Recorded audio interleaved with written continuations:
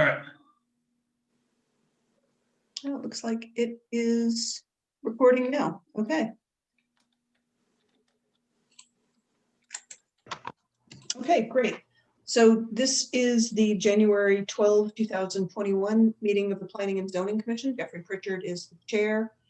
Staff tonight includes Bruce Lofgren and me, Deb Jones. Kara Hovland is here taking minutes. For the public, if you wish to address the commission, you need to do that during the public considerations, public communications portion of the meeting. In order to be recognized, you do need to raise your hand. So if you're on an Apple device, you find that at the top of your screen. If you're on a PC, you find that at the bottom. If you're on the phone, you need to press *9. And with that, we'll let Jeffrey Pritchard take over. Thank you, Deb. First item is roll call. Go down the list. Michael Kane, I'm here.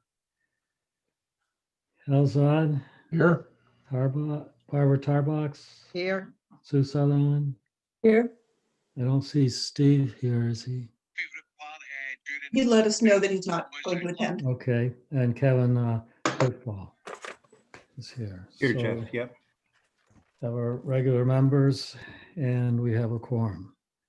Moving on, no public hearings or consideration. Approval of minutes of previous meetings. We have 3 minutes to approve. First one is November 17th, 2020. I'll make a motion to approve the meetings of November 17th. I'll second. Second, it's moved and seconded. Does anyone have any corrections? If no one does, we'll There vote was, on approval of the minutes for. there was one item, Mr. Chairman. Oh, you did, Hal, yes. Just to, and frankly, since we had 3 meetings and talked about similar things, so I'm not sure it was in this meeting, but I believe with the November 17th meeting, there was discussion about, it said that I quoted me as being, saying that there should be a traffic study done for the impact on Allen Street. And I know we truncate some of these things a little bit, but my statement was specifically at the Route 95 interchange was my issue. Which, I have no idea. Let me see here. oh, this is the There one it is. that's, it's sort of in the middle of the page. Correct, yes. So I was True. concerned, right? And you wanted to do what? You want to put insert? What it said was concerned about the proposed roadway access connecting the development to Cow Hill Road and how much traffic it would create, especially at the Route 95. So you want to interchange. insert especially at Route 95. Okay. That's kind of what I was harping on. Does anyone have any other corrections? Hearing none, then we'll vote on approval of the minutes of November 17th as corrected. All those in favor say aye. Aye. Aye. Any opposed? Any abstentions? Motion is carried unanimously. The next one is December 8th, 2020.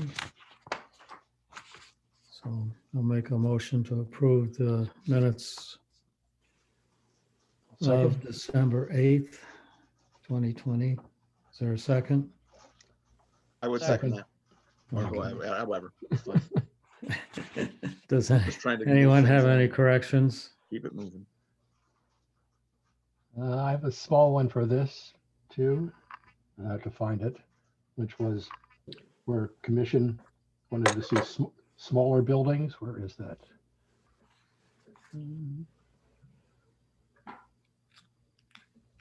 I don't know where it is.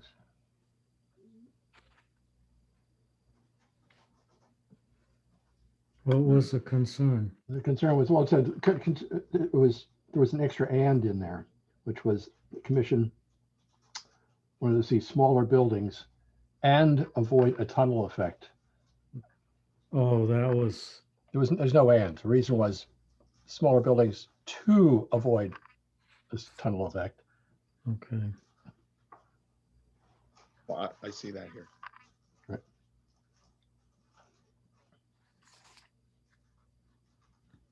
Which page is that?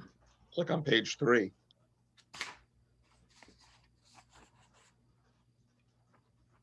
Because Kara will have to find it this way.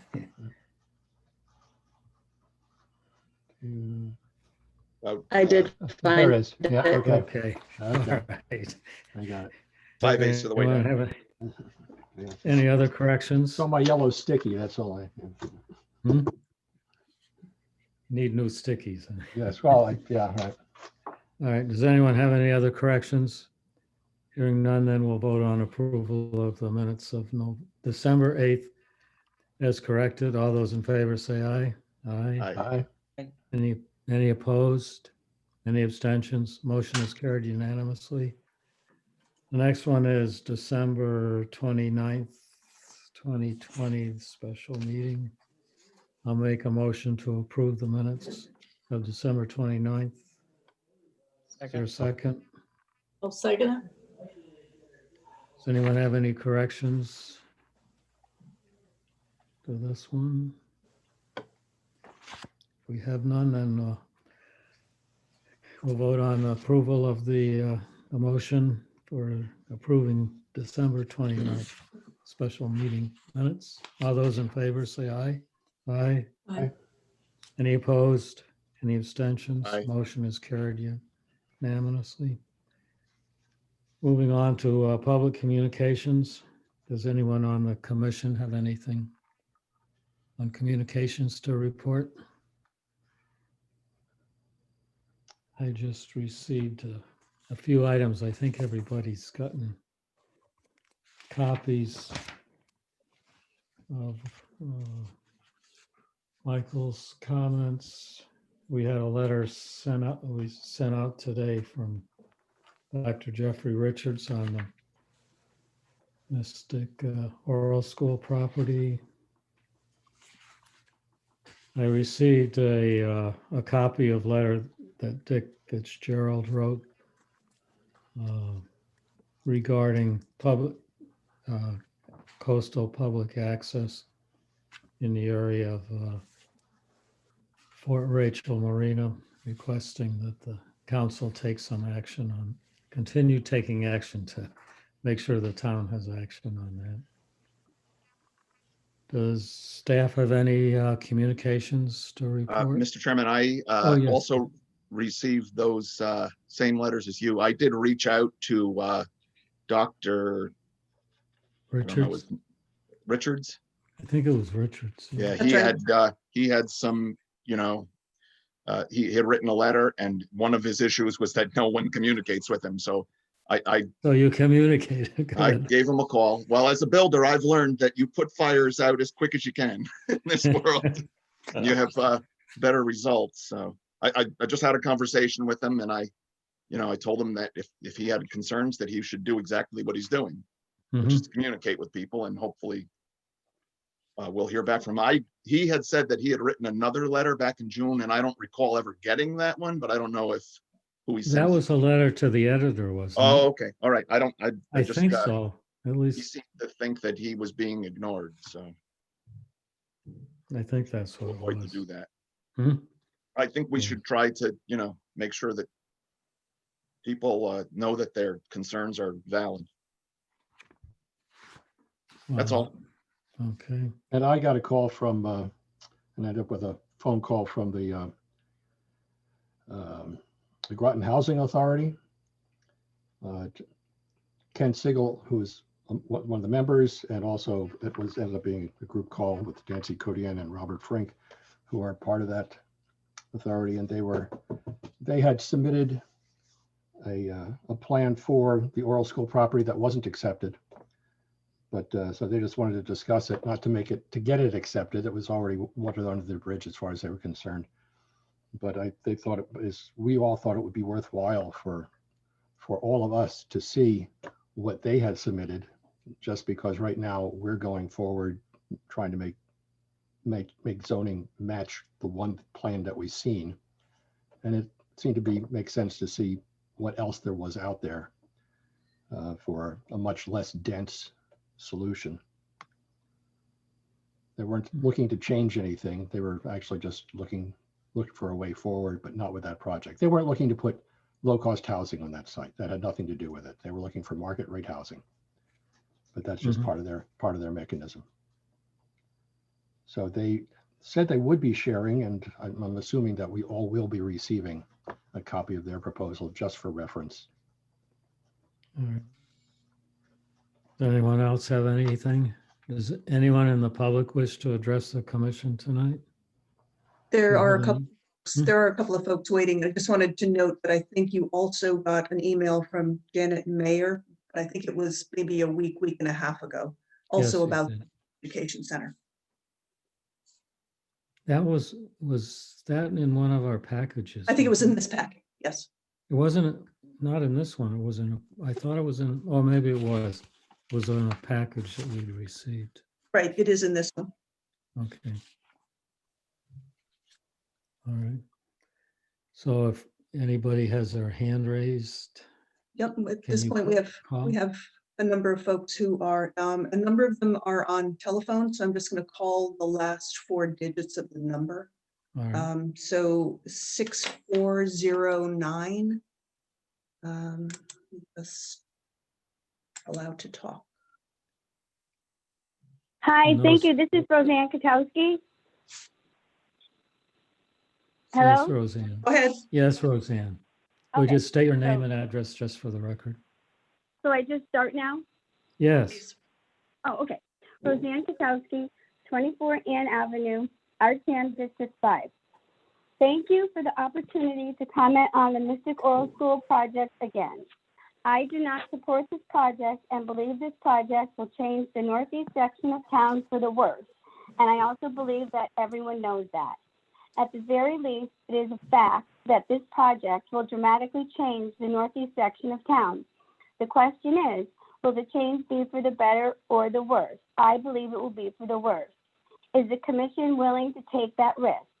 I did not support this project when there were 750 dwelling units proposed.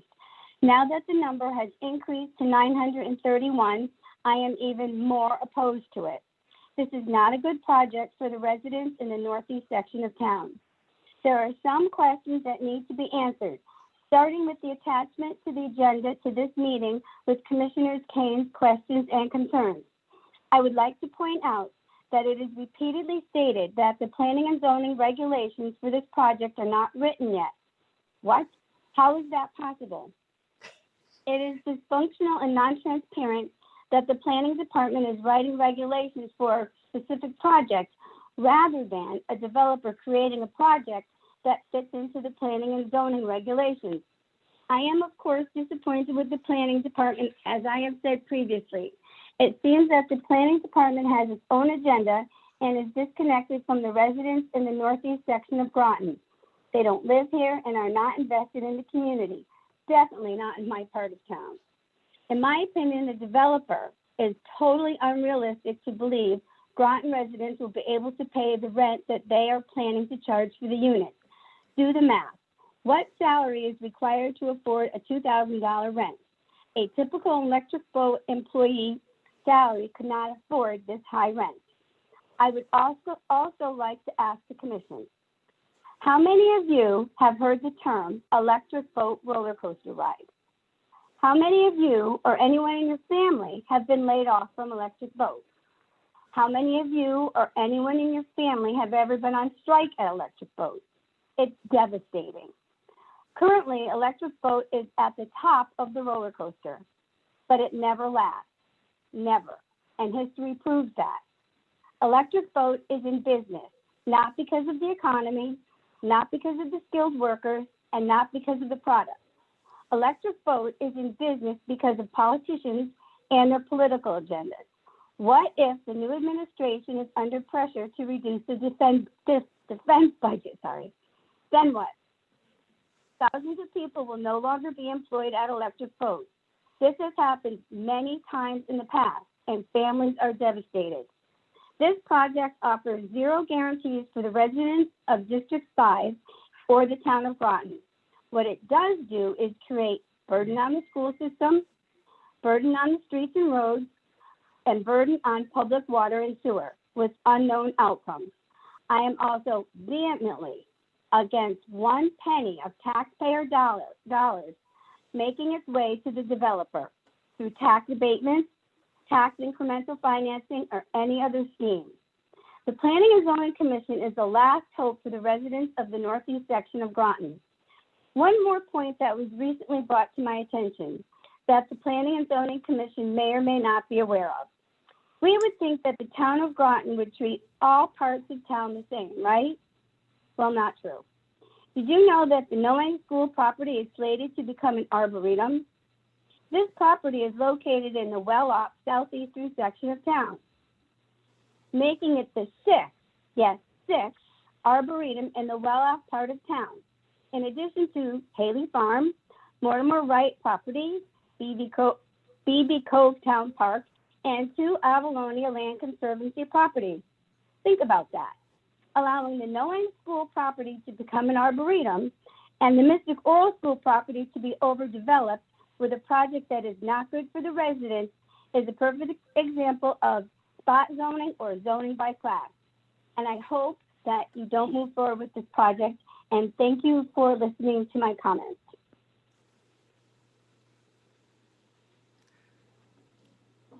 Thank you.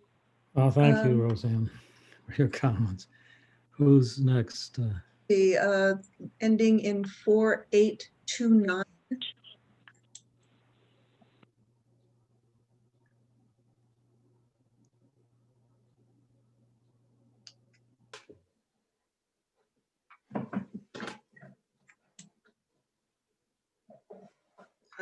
There we go. Go ahead. I just spoke. Oh, 4829. Nope, that's not me. Oh, I'm sorry. I'm 6409. That's okay. Right. So 4829, looks like they're muted. yeah, how do they unmute them? I'm trying to ask, I'm sending them to ask them to unmute themselves.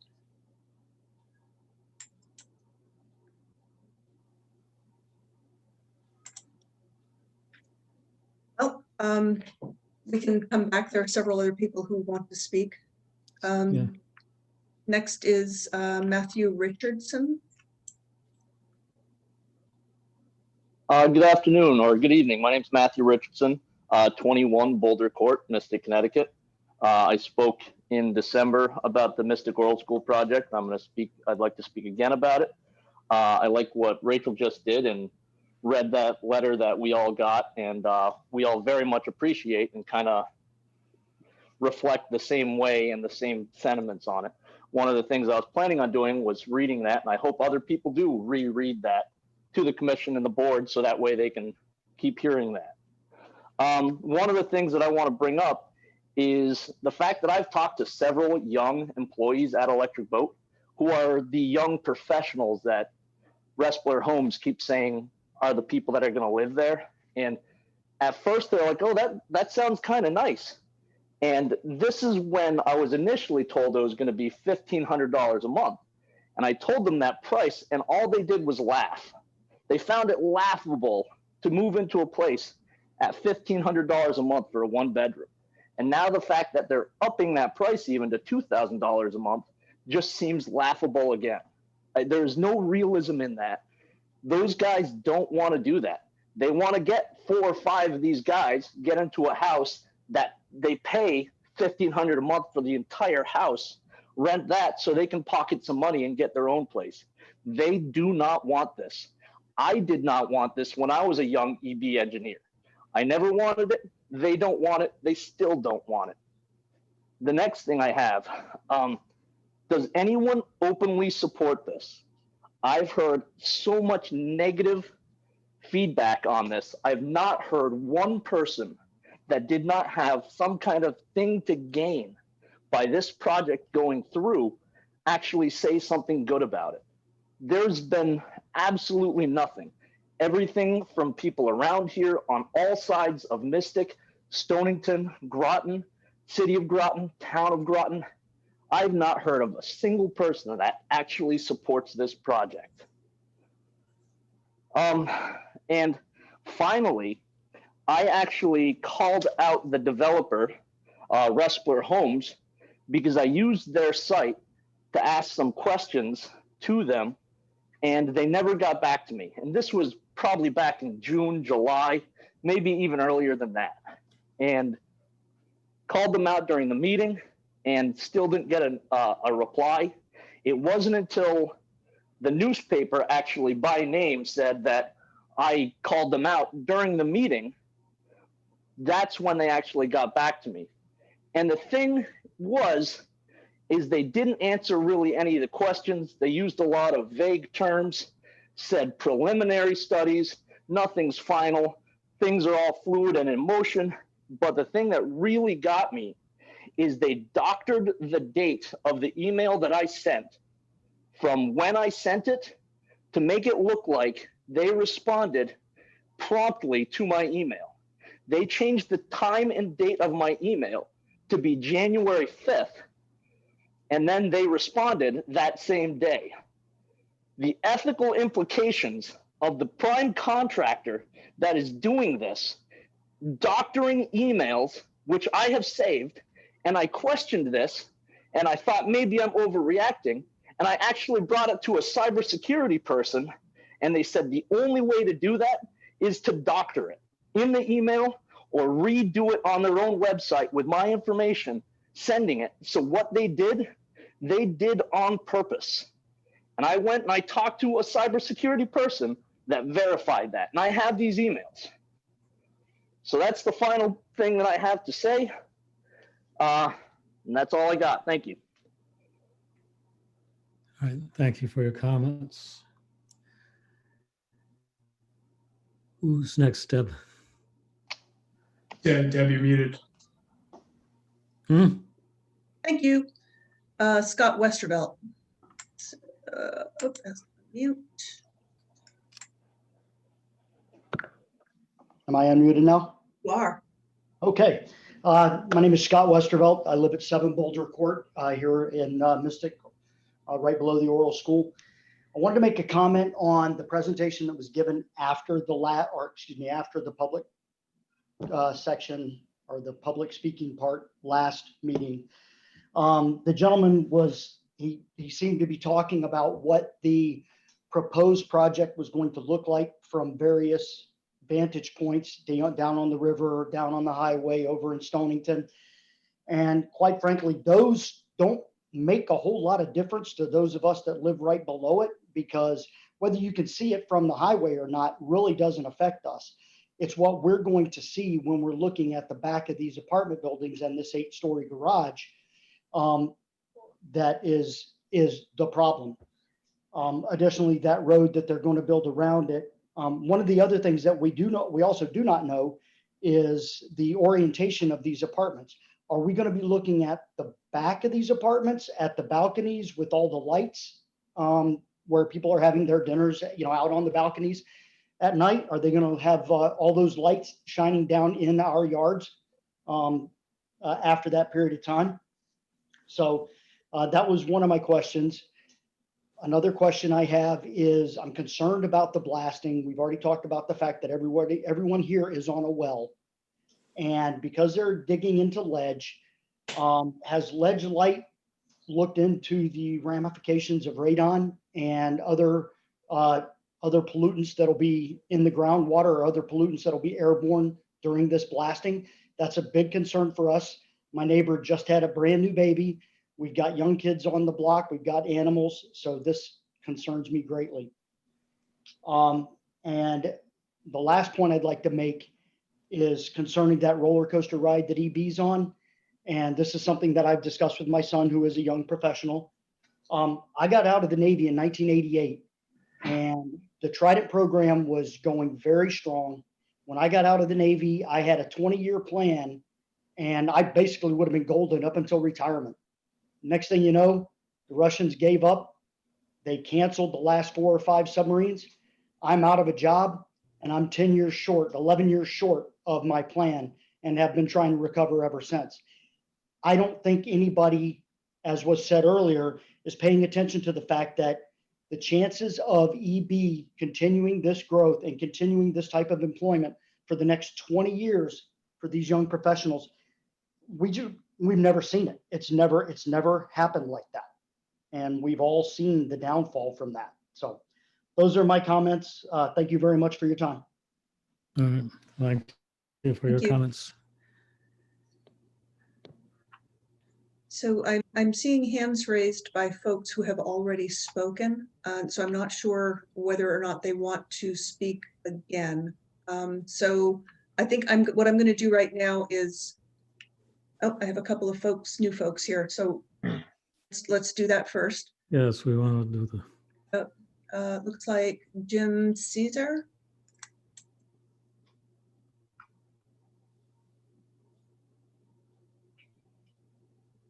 Hello, hi, Hello. Jim. hi, Would you state your name and address for the record? Jim Caesar, 155 Oral School Road.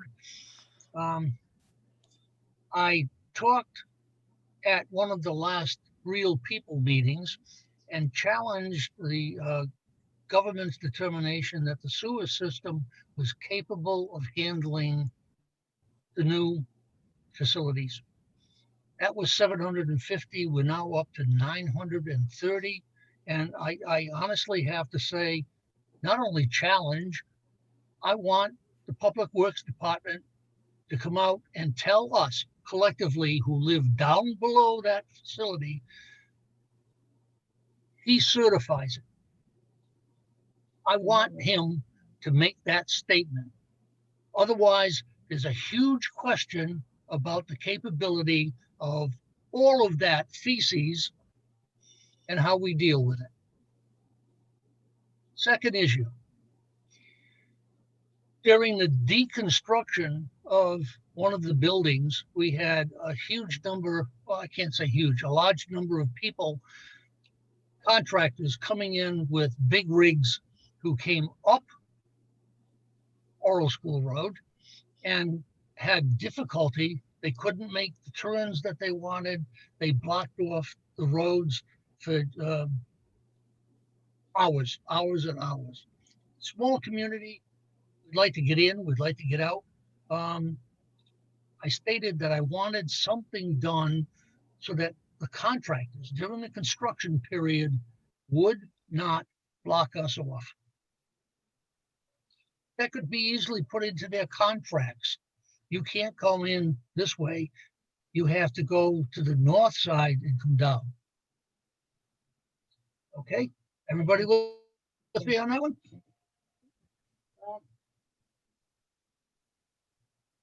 Okay, I really guess that's it. I had those two big issues. Long-term issue on the road, even though they're proposing new access,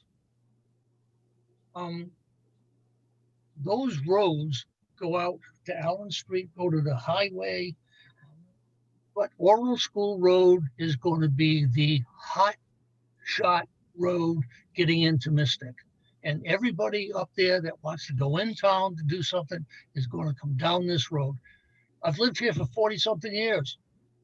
People race down this road. It's very narrow. It's very dangerous. Thank you very much. I appreciate your time. All right. Thank you for your comments. Let's see, Bob Pia, I believe. Yeah, hey. Hello there. Can you hear me? Yes. Yes.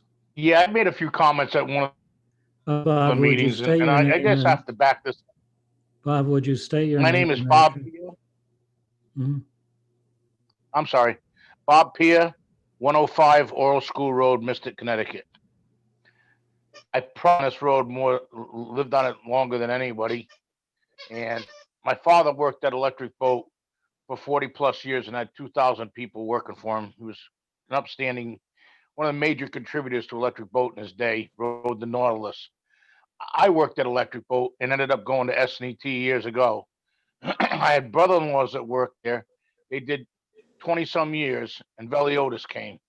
And I'm going to tell you something, Veliotis was like a bomb down there.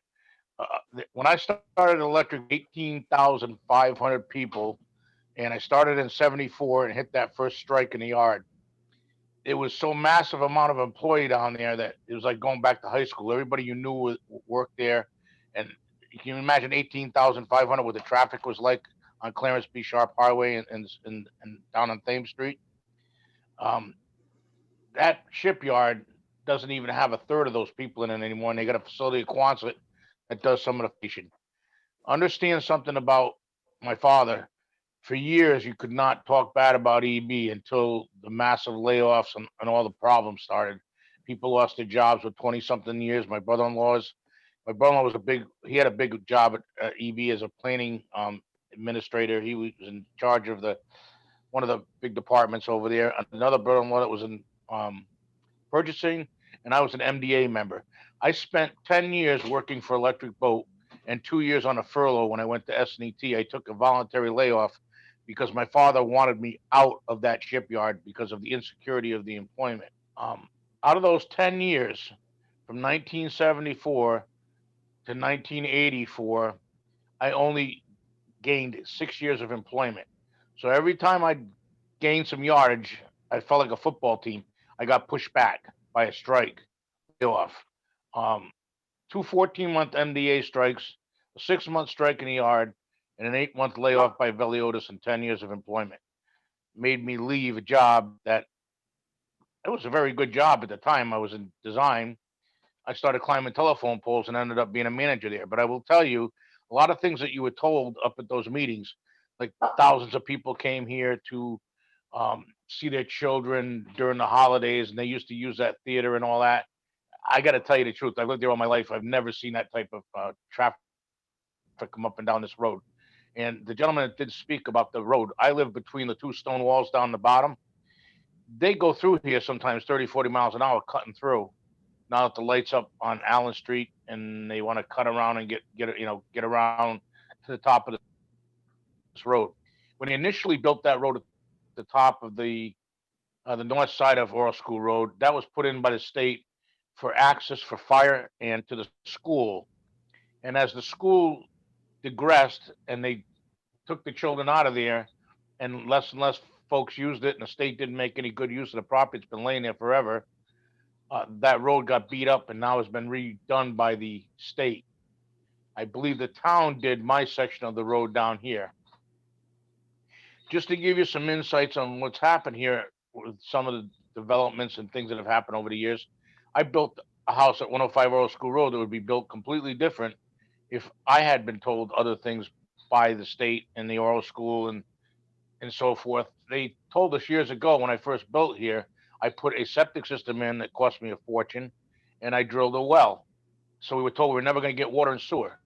I don't think I was living here in 2 years. It was 1986 when I built this home. So probably 88, people were coming up the road and they were doing core boring and checking for ledge. And I asked them what they were doing. They were installing sewers for the Oral School because of the fact that the field that they had down by the river, they had a leaching field, failed. And with that being said, I was told that the state paid for the frontages to our sewer. Well, when they hooked into the town, the town charged us frontage for the sewer that went through. And like the other gentleman that just said that was on here before, that sewer was only planned for so many people to reside at the Oral School and the few people that lived in the area around here to access. I don't know really what the capacity of that is, but I will just tell you that at this point right now, if they build what they're talking about up there, it's another colonial manor. And I'll go back to that one. That goes back to my dad's day and all when I first started working at EB. When they first built Colonial Manor, that was to take the place of Branford. Well, Branford Manor was a lower rent, wasn't a low income at that point because of all the people that worked at EB and Pfizer, but Colonial Manor was the uppity, the nicer buildings. People were selling houses in Groton that were retiring and they were moving into Colonial Manor so they didn't have to mow lawn, shovel snow. It was a place to go. Mr. D. Marinas moved in there, who used to be involved with the town very deeply. And what happened was, in time, those people started passing. EB laid off. Pfizer cut back. They don't do production there anymore. Colonial Manor now is basically low-income housing like Branford Manor. And when I started as an installer in 1984 in a phone company, Colonial Manor was a nice place. It is not a nice place anymore. It's all low-income housing. I don't understand why they wouldn't try to fix some more of that type of housing rather than, build something up here and start from scratch. And as far as the executives, my dad's house is next to me on 101 Oral School Road, who's passed away, and it's been sold to a new neighbor. Just to give you an insight, the two people that live there are both professionals at EB right now, and I had a discussion with them personally, and they told me that anyone that has a decent job there that's making 70, 80, $100,000 a year, whatever the case may be, as a high paid engineer or a high paid MDA member, is looking for a home to raise children and do what all these folks are talking about. They're not looking for the quick fix up the street. What scares me is going to put all this up there, and depending on who's in office, what the case is, it's all, they're absolutely right. I mean, politicians, these contracts, if EB loses a bunch of boats and Pfizer, has some type of failure with, I'm not even going to bring up the COVID vaccination, but if something that they're testing over there isn't working right, or they start pulling jobs, my son-in-law's been told already, he's a project manager over there and some pretty big stuff. They don't even go to the offices anymore. They're pretty much going to be told that they can work out of their homes, and we're going to have a different lifestyle in America. So I'm just trying to give you an insight to the fact that if all this relies on Electric Boat and Pfizer employees coming here and being professionals, and you're going to fill that many units, I just don't see it happening. And the traffic wise, it's already a mess over here on Allen Street. It meets at High Street up at the light in front of that firehouse road. I just don't see all this traffic, being able to go up and down these roads. That's all I've got, folks. All right, thank you, Bob. Thank you. Do you have any more, Deb? Yep, someone with a phone number ending in 1147.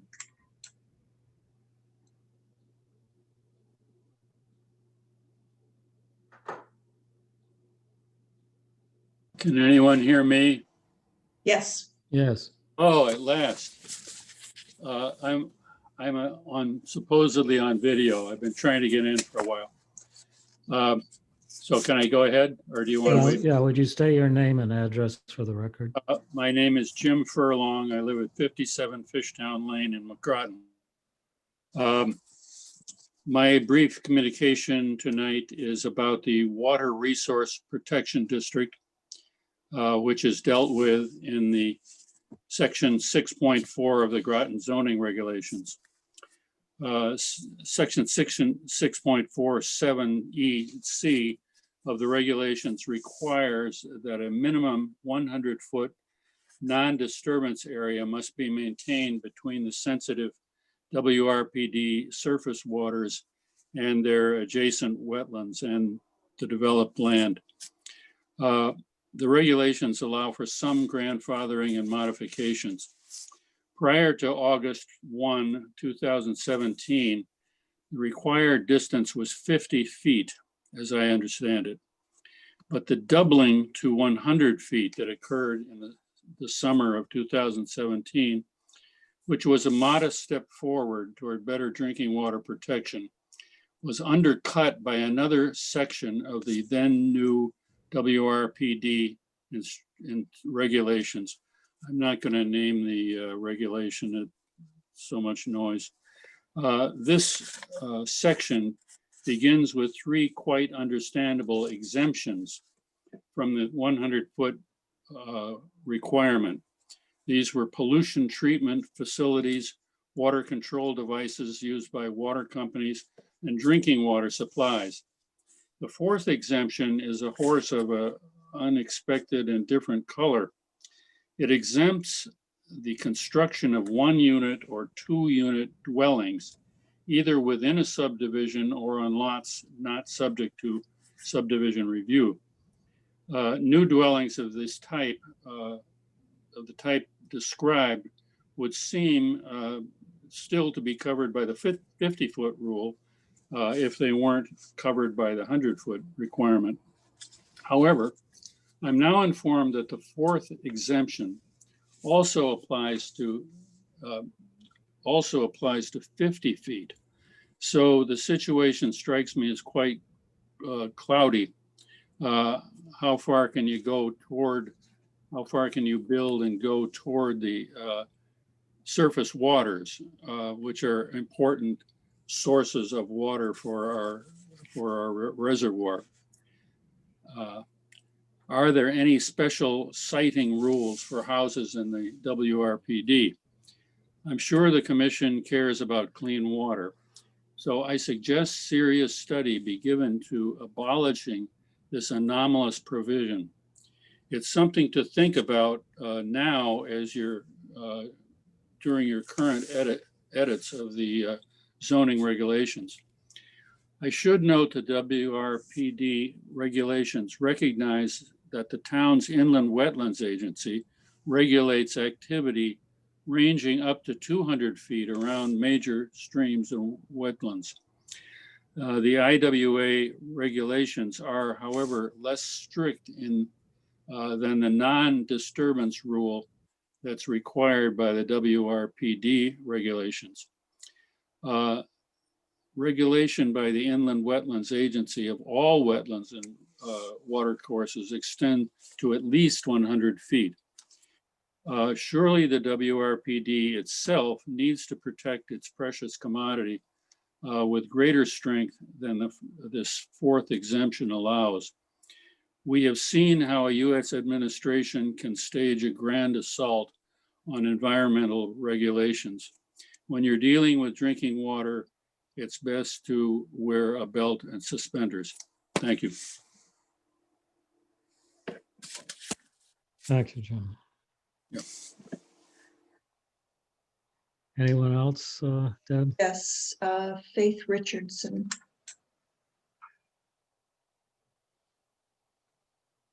Hi, everybody.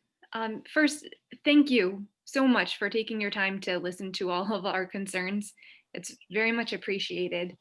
I am Faith Richardson. I live at 21 Boulder Court in Mystic. And I, of course, want to speak about the oral school project. I have concerns that pretty much everyone has voiced, but also specifically when the state was doing the deconstruction of some of the buildings up there, the debris that washed down onto down Oral School onto Boulder Court, it collected right at the bottom, at the top where the two streets intersect. And I had to replace one set of tires and plug a new one because of construction debris. And actually, I'm being reminded both of us had to replace tires. So I just want to see if there's some provision that's going to be in place, where they either clean it up in a timely fashion or that doesn't happen, because I'm really quite sick of replacing my tires because they get punctured. So anything they can do to prevent that. It seems the state didn't really do anything in the way of like a barrier or anything. So any improvement there would be much appreciated. And thank you for your time. Thank you for your comment. Let's see. I'm still going to Others? there. Yeah, and I'm going to continue allowing folks who have not spoken before to speak before we go around again. Rebecca Welt. All right.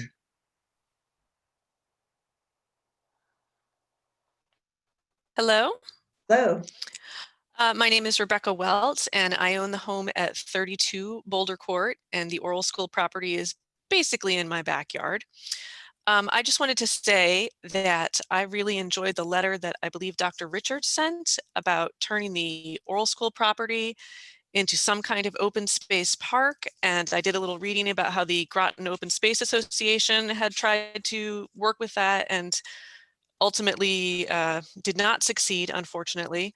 I spent this summer with my children and my nieces going all around all of the various places that we could go safely and keep our distance from people in Groton, and we were geocaching, and we enjoyed so much all of the places that we went, like Pequot Woods and Mohegan Park and Bluff Point and BB Cove. And I just think that it would be so much better for the community if that parcel were turned into something like one of those places rather than apartment buildings, parking garages, and whatever they want, a brewery for these young professionals who may or may not actually exist and want to live in such a place.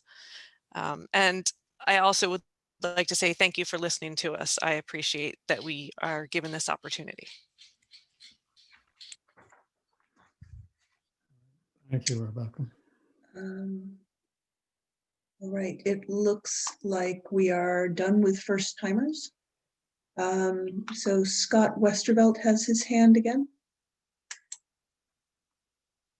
Good evening. I'll make this brief. One of the comments that was made by Ressler Homes at the very beginning of this project was that none of the new construction buildings would be any higher than the existing structures that are there. However, from what we've seen, and if we saw a real computer model of everything going on, is that 8-story garage and apartment building going to exceed their original plans of not going above the heights of the original structures? That's the question that I have for Ressler Homes. Thank you. Or the zoning commission, actually. Thank you. All right. I'm going to lower all the hands. I think I've just got some residuals here. Well, actually, I see Jim Caesar would like to speak again. He just raised his hand. And then after that, I'm going to lower everyone's hands. And if you do still want to talk, you're going to need to raise it again.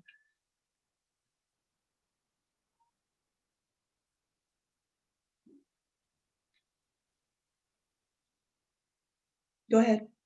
Okay, I want to thank you for listening to all of this. I know it's a real challenge for you in what you're doing, but please think about the community. That's really what this is all about. And the imposition on that community. You guys have real challenge ahead of you. Good luck.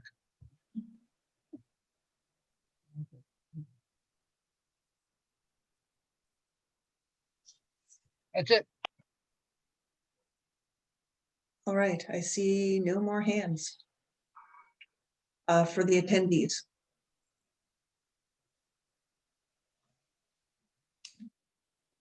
So we're done with public communications. I Otherwise- have, if I could make a comment. So Yes. in the letter that I wrote, I'm trying to be a voice for these people who I don't know if they're getting answers, but it seems like I write these questions down at every meeting, and then the next meeting I hear the same people asking the same questions again. And I think that it's imperative that I'm amazed at how polite everyone is, because I know what happens when you ignore people long enough, they're going to get angry. And I think that we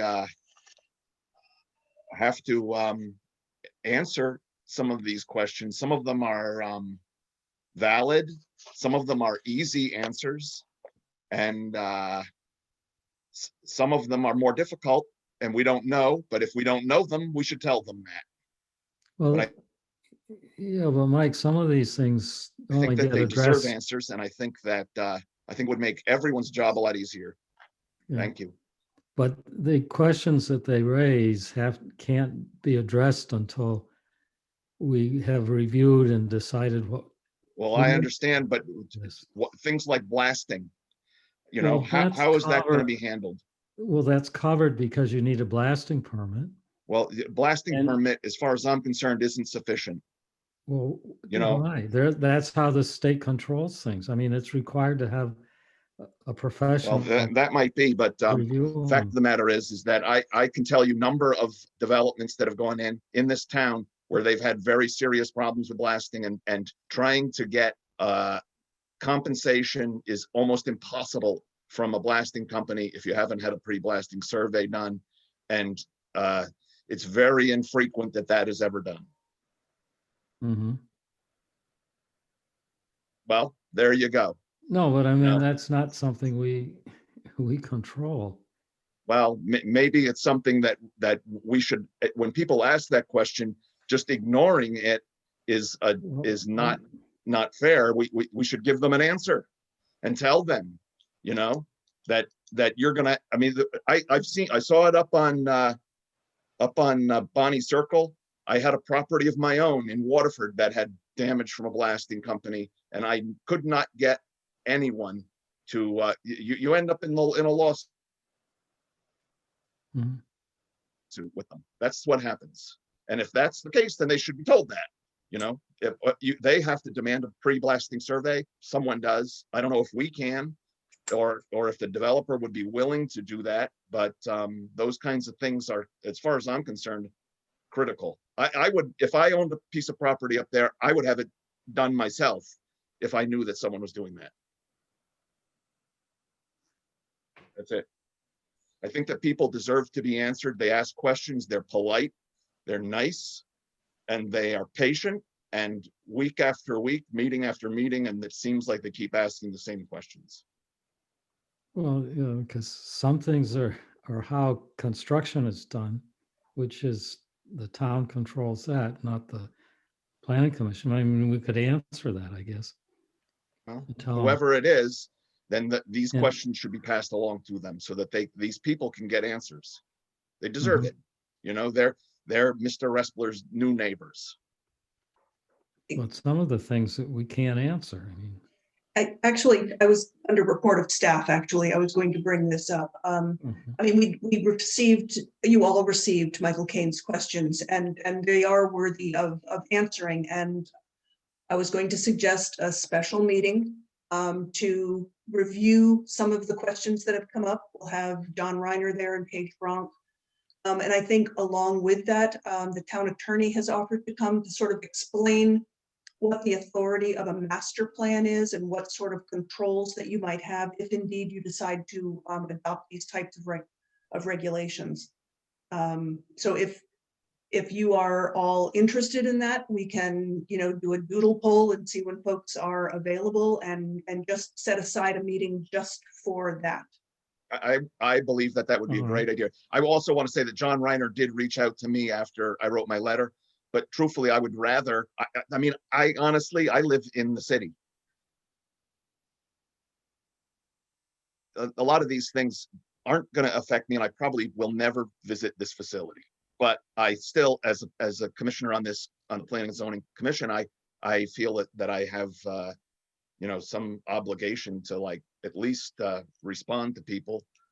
And I don't know if I have to call people. I don't have the answers. I can tell you that. Someone who has the answers should be calling them.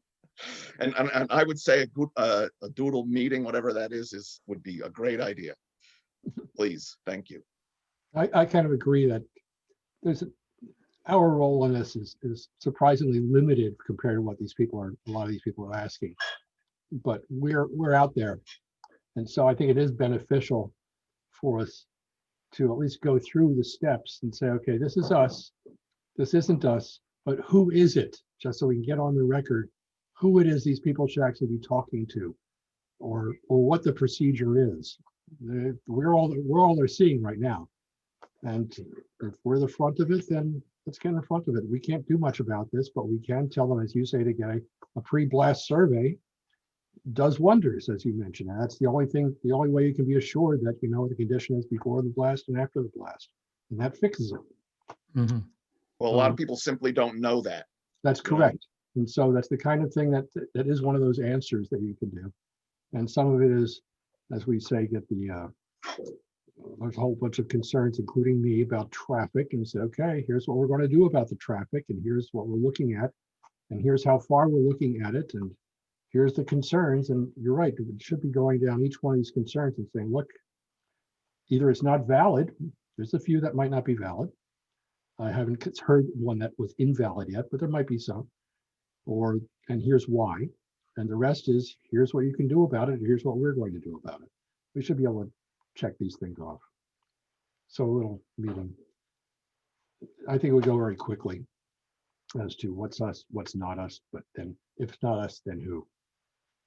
Yeah. Well, yeah, we could do, yeah. Identify how they get, how the questions get identified or reviewed and get identified and how they get responded to. So that may make sense. And We can just cover that one on more thing, and I don't even know what it is that Mr. Richardson was talking about with his email being changed, but I don't know if that's something that anybody wants to look into, but it seems strange to me. If that is the case, I don't know how that works. Thank you. Well, I think, yeah. That type of thing just sort of, I guess, looks at whether you can trust information. Well, I've From gotten other- emails that have come, at crazy times, but who knows? I don't know what, just seems strange. For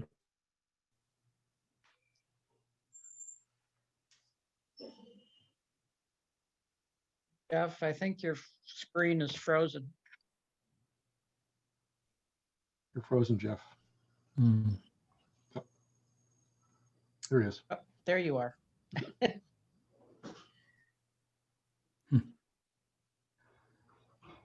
Onward. So I do see that there are two more folks who are interested in speaking to you. Are we still on public communications? Well, I guess we haven't moved on. We might as well listen to them. All right, very good. Might as well listen to get. Very good. So the first one is Matthew Richardson. Good evening again, and thank you, Michael Kane. I very much appreciate you stepping in and supporting us and being our voice for this, because I know we're not able to do this discussion type back and forth that you're able to do. So I very much appreciate you doing that for us. And to you, Mr. Pritchard, I do want to point out that timestamps on emails work a specific way. And I have those emails, and I am absolutely happy to provide them to everybody to show the type of character that we're dealing with these people. They're used car salesmen, willing to do whatever they want to get you in their car. And that's what it seems like. I mean, if you don't want to answer our questions, be prepared to hear them over and over again. And the easy answer for that would be just say, I have no answer for that right now. We will get to that later, but at least give an answer. Otherwise, you're going to get the same questions over and over again. So that's something that's going to be there. Yeah, but some of these things are items that we have to address. So that's my final that point. May be the being that may be the only answer that we have. So my final point being, or actually it's not my final point, I've got one more after this. How can we make a decision to change the zoning for a project where you have not even looked at all of these possible things for blasting, for sewer, for traffic? How can you change the zoning for a project that isn't written yet?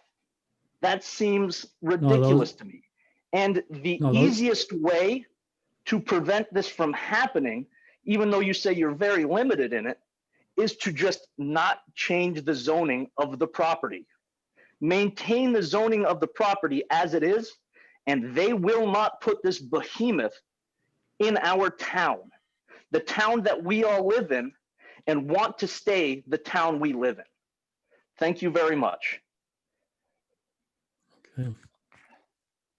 No, my comment was trying to state that we have to review any changes to the regulation to take these concerns into consideration, how they're handled. And I don't think we're ready to say how we're going to handle them. I mean, we may want to have more strict requirements than what would exist in a regular development. because it's The some of easiest these thing for you to things do is are. just shut up.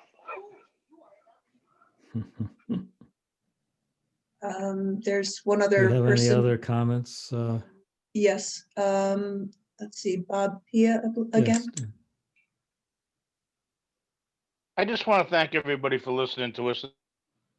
This is Bobby P. at 5 Old School Road. That is one of the other things that I didn't bring up, and I'm glad that Michael Kane, you brought this up.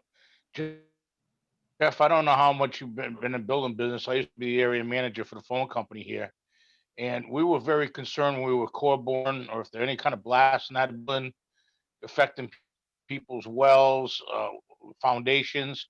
When I built this house in 1986, there's a lot of ledge here. And if you want to see evidence of it, come to my front yard, you'll see my beautiful pet rock in the front that I decided to stop at that point. How I removed the stone to build this house, I used a rock. Back then it was brand new. They would call it was a rock splitter, because I was advised by a lot of folks that if blasting in this area with all these houses in the area with wells and foundations, me being the property owner and being a small guy, my own general contractor and owning my parents, I own the land and stuff, it would be you'd get in a lot of trouble if you blasted and did damage to folks. And I know even the people behind me that built over on South, they didn't even blast over there. And at my dock down in Stonington by Mystic Point Marina, where they built those fancy condos next to the Schaefer's Marina and Mystic Point Marina, which is down by Mason's Island, they are now have 3 big lots there with people that have big money that are building there right now. To give you an idea how much money they have, they've already spent $1.5 million building roads and walls for 3 homes. And one of the gentlemen wants to have a basement. He's into $150,000 right now. They've had rock splitters and backhoes and that type of stuff working down that area because of the fact that when I talk to the contractors, they blast down there and they do damage to the surrounding homes and the wells and people's property. It's going to be such a liability that it's not worth them doing that. My question is, if they come in here and blast with a permit, like you talk about, Jeff, I understand permits cover people, but even as with the phone company, I knew when I was going to a road or do something like that, I was still liable because I was the person doing the work. What happens here if they damage our wells, our foundations, or we start having problems after they do all this blasting? Are they not negligent if they get a permit, or liable? Because I'll tell you, they don't like to blast around here if they don't have to. I guess that's one of my questions. Mhm. Well, we have to address I think all these concerns have to be addressed. It's just how do they get done? Whether they get done by regulations or prohibition from doing And last things. thing I guess I could say is, have they ever considered putting veteran housing or senior housing up there? Because I will tell you, I'm getting to the age where I don't want to mow the lawn anymore and shovel the snow. If you put a reasonable amount of housing up there and it was for like seniors and veterans, I'd probably move in, but I'm not going to move in $1,000 high-end apartment with all the, 900 units up there, the way they're talking about it. Mhm. I appreciate your concerns. We have any other comments, Deb? Yes, I believe Jim Caesar wants to speak again. Yes. I'd love to, yes. Am I here? Can you Yes, hear me? yes. Okay. They decided that they needed a sewer system for the oral school, and they came down this road and they blasted here. I don't know the exact date, but when they did that, they fractured my basement and flooded it. I just wanted to add that to the story. And I've had to put in some pumps and do a bunch of things that I was naive enough not to recognize the pre-survey. However, that's my point. Thank you very much. Bye. Mm.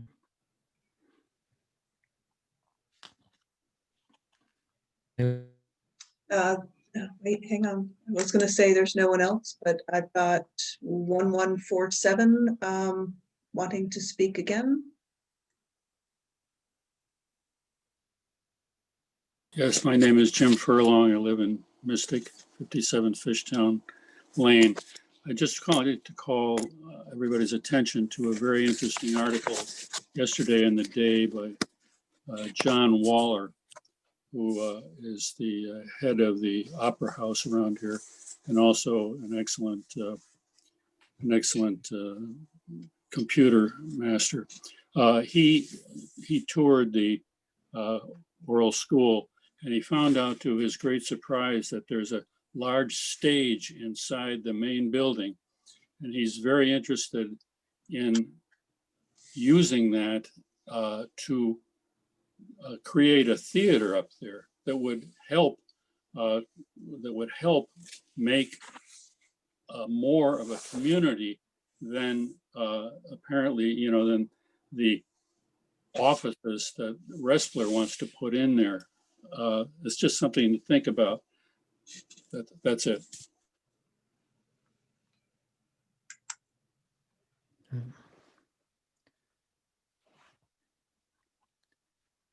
You have anybody else, Deb? No, I do not see anyone else with their hand up. All right, then we can move on to down into the next item on the agenda. No special permit subdivision site. We have a site plan. It's SIT 20-12 boat repair building, 215 Flanders Road. Is the applicant present tonight? Yeah, yes, the applicant's here. I'm going to promote him to a panelist. So he can make his presentation.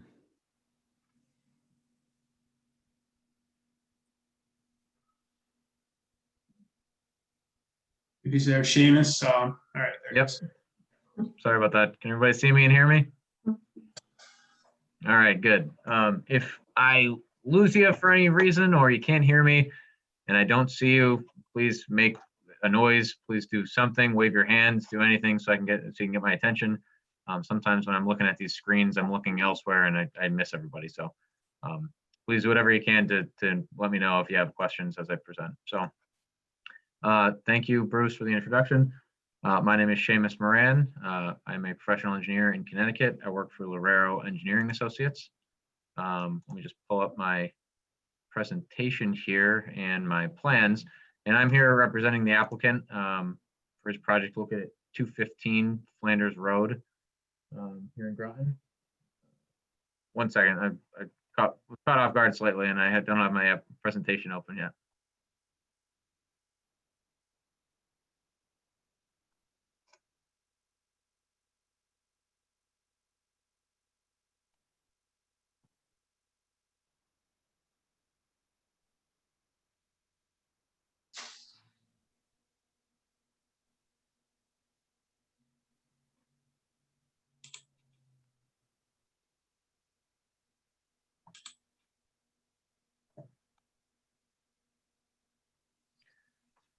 Okay, sorry about that.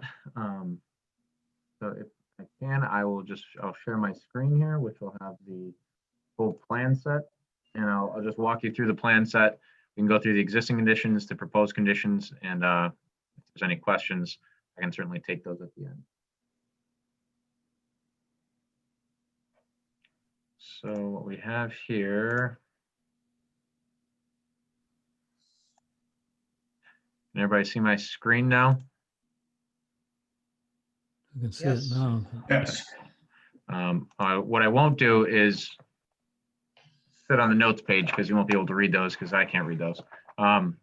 So again, this is 215 Flanders Road in Groton. It's the site of former Timbuktu in 3D's Garden Center.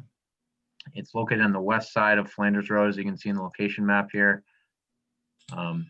Most of the site, as you'll see on the location map, is actually, it's west of the site limits, which is the developed area. And that's most of the western half of the site is encumbered by wetlands.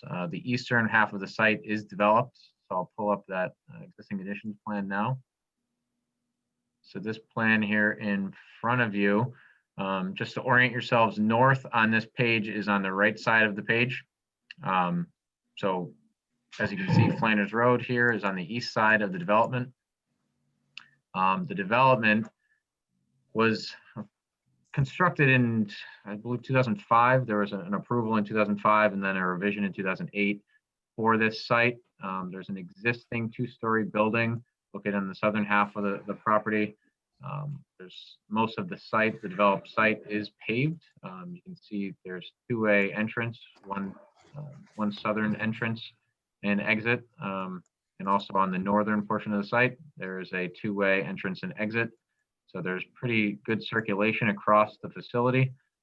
There's currently 46 existing parking spaces out there. And as I mentioned, there's an existing office / retail building. There's 2 stories. There are former greenhouse buildings that were located in these paved areas on the site. And there's a covered bins located on the northwestern portion of the development. I'm sorry, so northeastern corner of the site, northwestern portion of the site development. Some of that will remain, some of that will be removed. There's also public water in the street. You can see this water line located on the eastern side of Flanders Road. There's also a gas line located on the western side of Flanders Road available to us. There's currently a 2-inch domestic line for the existing building, and that's all there is right now. There's also overhead power in Flanders Road, and from there we have underground power. As you can see, this E-line here wraps around the back of the existing building to tie in to give power to the existing building. And then lastly, there is an on-site septic system located just southeast of the existing building, kind of where my cursor is shown here.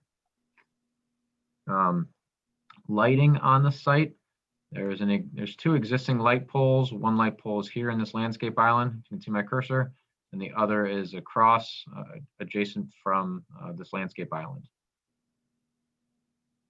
There's one existing freestanding sign located just east of the existing building, about 10 feet off the property line, meeting the zoning regulations. And then lastly, as I mentioned, the plan was approved in 2005 and then a modification in 2008. And part of that plan required a landscape buffer along the frontage, along the frontage. And in that, they were allowed to reduce the front buffer from the required 30 feet to 23 feet and 26 feet respectively. As you can see from the existing plan here, we denote where the 23-foot setback is and the 26-foot setback. That was from the approved 2008 site plan for this facility. Lastly, there is some stormwater. There are stormwater improvements already on the site. As you'll see, there's actually in Flanders Road, there is a catchment system. There's a couple catch basins that run along Flanders Road that actually discharge onto our site. There's an easement for the town, discharges onto the town site, or I'm sorry, onto the subject site, runs through a storm scepter, and it eventually connects all the way out through our facility and out to the back where it discharges to a riprap apron. Similarly, our on-site system combines with that off-site system to discharge at the same location. And we have one additional set of catch basin and a storm scepter located in this location here that captures a good chunk of the asphalt in this area, treats it, discharges to the combined line, and everything discharges out to a riprap apron out on the back side of the development. So those are the existing conditions. What we're proposing to do, I can zoom out here. Same thing, north is on the right side of the page. What we're proposing to do is keep the existing building in its exact location, construct a new 9,900 square foot boat storage facility as shown here, a new 5,400 square foot multi-use building. So that's 5,400 square feet gross floor area. It's a 4,600 square foot footprint. There's a little mezzanine in here of above the bathroom. That's additional storage. Part of this will be used as a boat repair shop. This center portion will be a boat repair shop. This southern portion will be more boat storage, as well as this larger section here. The other portion, this other appendage of this building will be a little break room for any employees, a little kitchenette and a bathroom. We're proposing to eliminate some of the asphalt between these buildings, to turn that into gravel. By doing that, we're reducing the impervious coverage on the site. All of this, some of this area in here will be going from impervious to gravel. So we're creating more pervious surfaces. Again, utilities, there's public water in the street. Right now we're showing on the next sheet here. I'm sorry, one more sheet. We're showing utilities. We're going to be connecting out in the street with a new water line to serve the multi-use building, the repair shop, essentially. Right now, we have shown a 4-inch line with a fire suppression line and a domestic. We're not sure if that's required by code yet. Right now, the architectural plans are preliminary. They're essentially for permit phase. They haven't done a full building code review. So whether or not the fire suppression line is required or not will be a building code issue. If it is, we already have it shown. If fire suppression system is not required, then we will likely eliminate the fire suppression system in the building. So the parking, as I mentioned before, there are 46 parking spaces on the existing site. There are 23 proposed on the revised site here. They're part of the calculation. It would be a minimum of 19 spaces are required and a maximum of 27 spaces per the uses on the facility at the site. Again, we'll connect to water, we'll connect to gas. Underground power will be accessed from this pole, likely. Groton Utilities will, there will be some conversations we'll have to have with the utility companies, but we're thinking that underground power will be accessed from this pole here. The septic system on site, the leaching will remain as is. We do have a new septic tank proposed for the bathroom. The storage building will not have plumbing, will not have a septic system, or will not have anything, will not have water drawn to it. So we do not require connections to the storage building. And the septic tank will be just north of the repair building, and that this will feed gravity to the existing leaching system. You can see, I'll go to the next page. This is the septic plan. So the septic tank is just north of the building. This is a gravity line into the existing D box. This D box is very deep, so it can be a gravity system, which was great. We didn't want to have to put a pump system in. So this will be a gravity system into the existing leaching system that you can see here. There is capacity in the system based on the change in use. We do have approval, a conditional approval from the health department for the septic tank, distribution line, and to maintain the leaching system as is. The sign out in front will remain. He'll just change the sign around to fit his business. Lighting, the existing light that's in this landscape island here that we pointed out will remain in the same spot. The other light fixture that was in the center of the facility will just be moved to an area where it'll fit, just here. Landscaping, as you saw in the report from Bruce, the 2005 and 2008 plan required a street buffer between our industrial use and the residential uses across the street. So that evergreen buffer, there were some trees that either were not planted or they were cut down after they were installed. So what we're proposing to do is install new plantings to fill in the voids that are there to create one consistent buffer across the front property line. We're also adding additional trees and landscape islands. There's currently one landscape island. We're adding an additional landscape island. this is the existing one here, I'm sorry. We're adding an additional landscape island in this location here. There's one, we're calling this an interior landscape island because it's interior of the parking lot. Same here. So we're adding additional islands, we're adding additional trees, we're adding additional perimeter trees along the parking lot as well. So in total, there were 7 existing street trees, and we're proposing an additional 8 for a total of 15 to meet the regulations. There was an existing 11 perimeter trees. We are proposing an additional 6, bringing that total to 17. And the buffer trees, there's an existing 23 buffer trees, and we are proposing an additional 22 to bring the total buffer trees up to 45. Lastly, in front of the buildings, we are showing landscape islands with some shrubs in front of those. These buildings will be accessed we'll have overhead doors, so we can't go straight across the front. So per the regulations, we show the landscape islands as necessary. Lastly, stormwater, as I alluded to, we are reducing the impervious coverage on the site. By doing that, we're reducing the runoff, we're increasing or enhancing our infiltration capacity, which is improving the water quality, as well as by removing asphalt area and replacing with buildings, we're creating quote unquote clean runoff from the building rooftops, which we will route through the existing on-site system that will again discharge out as it currently does. So by both by reducing our impervious coverage by about 3,000 square feet and replacing asphalt with building rooftops, we're improving the water quality on the facility. Lastly, there will be some construction. There will be a construction entrance. Page this is on. One more. We're proposing a construction entrance on the existing addition. Oh, where am I? I'm sorry.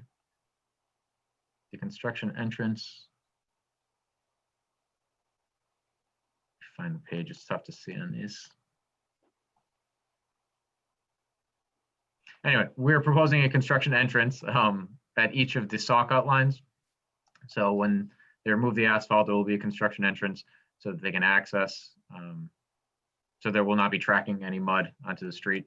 And there will be a silt fence along the back side of the development here to prevent anything from going beyond our top of slope. And obviously it slopes off pretty good, so we will not want anything to happen down there anyway. So we have silt fence along the top of our slope, construction entrances at our saw cut lines. One more item is substitutions and elimination requests. Based on, I think you saw it in Bruce's report, we are requesting an elimination of section 8.1-6C, which is landscape buffer width.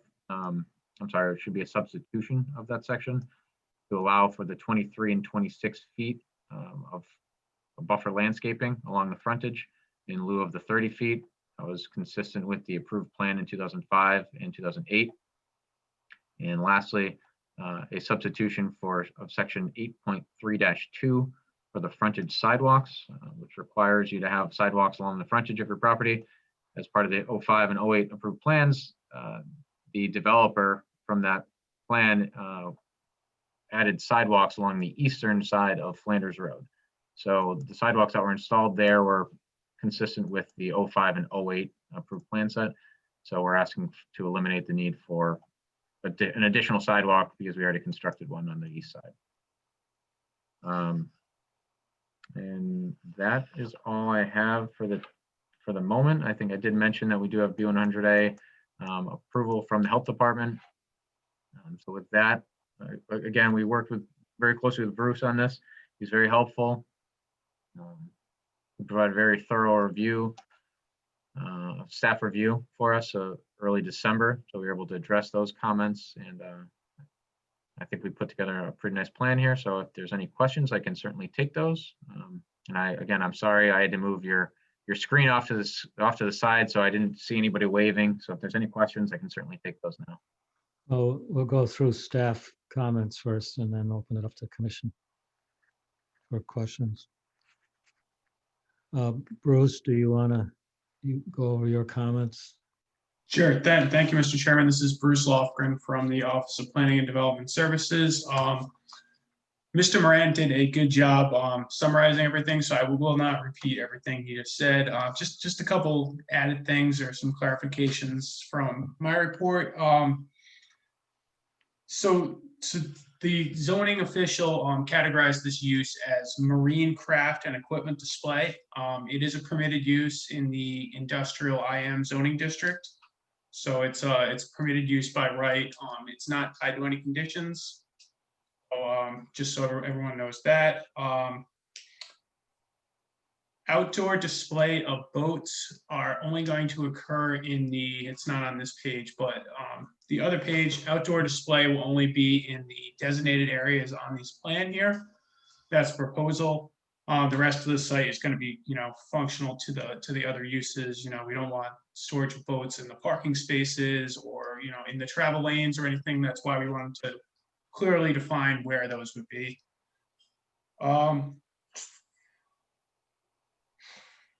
Hazardous materials and boat repair. So I think James mentioned this, but just to reiterate it, if he did, the boat repair building is the building that is complying with the hazardous waste requirements. It has a floor drain in there, and all the hazardous materials that are used during boat repair are put into a holding storage tank right there where Seamus is pointing out, and that is periodically pumped out whenever it's needed.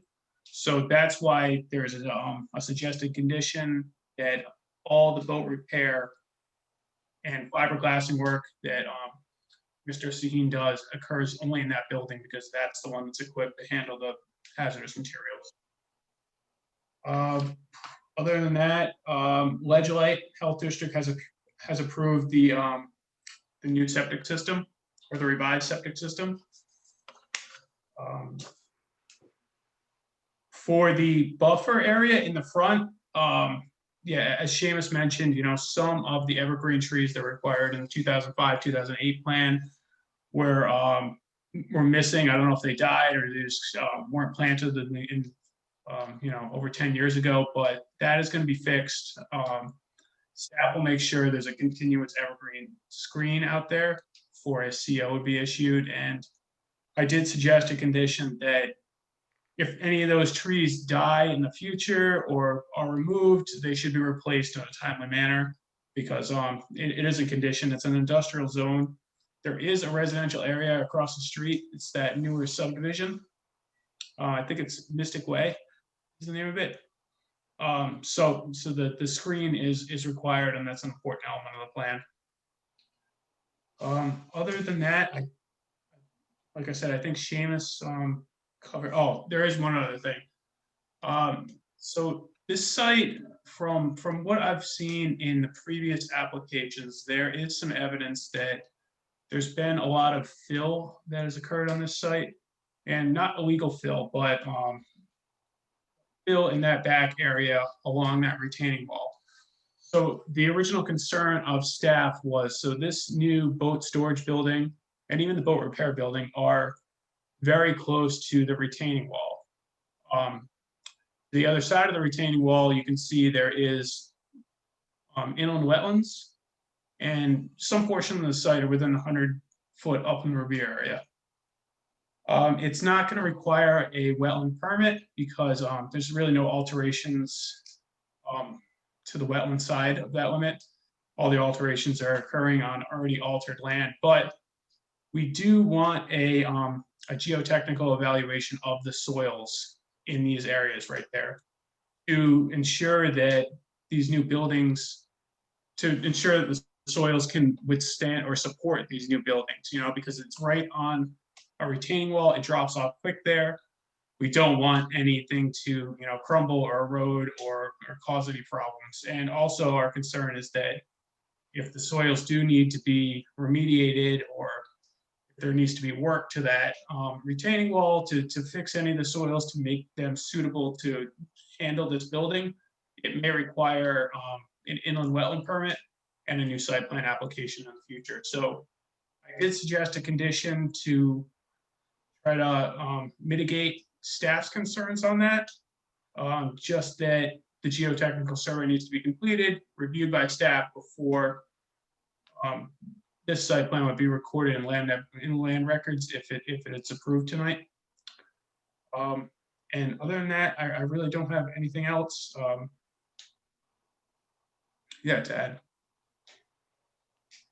Okay, I'll open it up to the commission then for any comments or questions. I'll start with you, Mike. You're muted, Mike. Mike's mic is muted. Is Mike muted or? I can't hear him.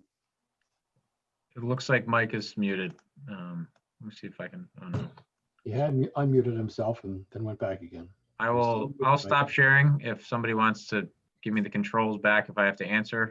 That way somebody else can control I think me. I'm on. Oh, there you are, Mike. I apologize. I had to hit Alt-A. Thank you, Seamus. Thank you, Bruce. Hours of operation? Normal business hours, 8 to 6 or so, 7 to 6, Monday through Friday. I think he maybe have a couple hours on the weekend. Trash. How are things like paint chips and solvents handled? So I'm not sure if Nick is on. I know he was planning to call in. Nick, is there any chance you're available in the crowd? Yeah, Nick, if you are there on the attendee list, just press *9 if you're on your phone to raise your hand, and we can call on you and allow you to talk. I'm not sure I see him now. Okay, well, that's fine. So as part of the site plan application, the application itself was about 110 pages long. Most of that, I believe almost 100 or maybe 90 pages of that was Nick provided the hazardous materials that would be on the site and how they're stored and what materials those are. So if I can, I'll just pull up that application and we can go over some of that.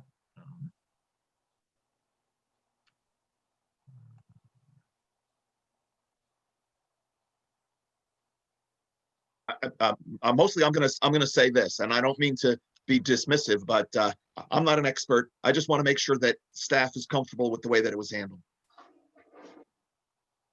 Okay, thank you. Nick was very transparent with everything. So again, there's the 110 pages, and in here we have a note for the storage of hazardous materials. I'll just go down to there. Household cleaning products. So obviously per the site plan requirements, we have to have a hazardous materials narrative in here. So their materials are stored in 1 to 5 gallon containers. Will be in a separate storage room within the repair shop. I guess my question, I don't mean to interrupt, Seamus, but what happens when things hit the floor? There's going to be floor drains in the building, and those floor drains connect to a holding tank. Okay. And that holding tank will be emptied and hauled off site to an appropriate venue whenever it's needed. What's that capacity of that tank? It's a 2,000 gallon holding tank. All right. And as power we say- washing or cleaning, that kind of stuff, that'll all be done inside. If there's any cleaning of boats, it will be done inside. Nick, I've asked him about power washing. He doesn't plan to do any power washing. He says the boats that leave the marinas are power washed at the marina. So Okay. any boats that are coming to his facility are clean. The only thing that would be on them would be dust. So if he does have to rinse boats, I just would doing it. like to say that I'm having a little internet issues here. Maybe it's me or maybe it's someone else. I apologize if I'm sound disjointed here, but I'm okay with both the sidewalk agreement, however that worked out. I was on the commission in 2008 and I was comfortable with it then. I'm comfortable with it now. And the geotechnic study, I'm good with that, Bruce, if staff thinks that that should be conducted. That's all. Okay, thank you, Mike. Thank you. Thank you. Hal, do you have any Just comments or questions? a couple of things. Since we don't have the complete plans of the building, so I don't have a complete feel of what's going on these existing slabs. Do you know I don't even know where the ridge line is on the big storage building. Is it side to side or is it front to rear? What's it going to be? Well, we do have some architectural plans, James. Do you have those, or if you don't, I can share them. They're not complete. Bruce, if you could, would you mind sharing them? Sure. I'll have to, otherwise I could track them down.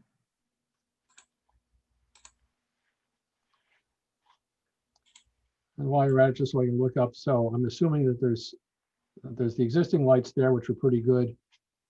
There's going to be some more building lights, I imagine, just because you have some outdoor storage of boats, which for security reasons, you're going to light.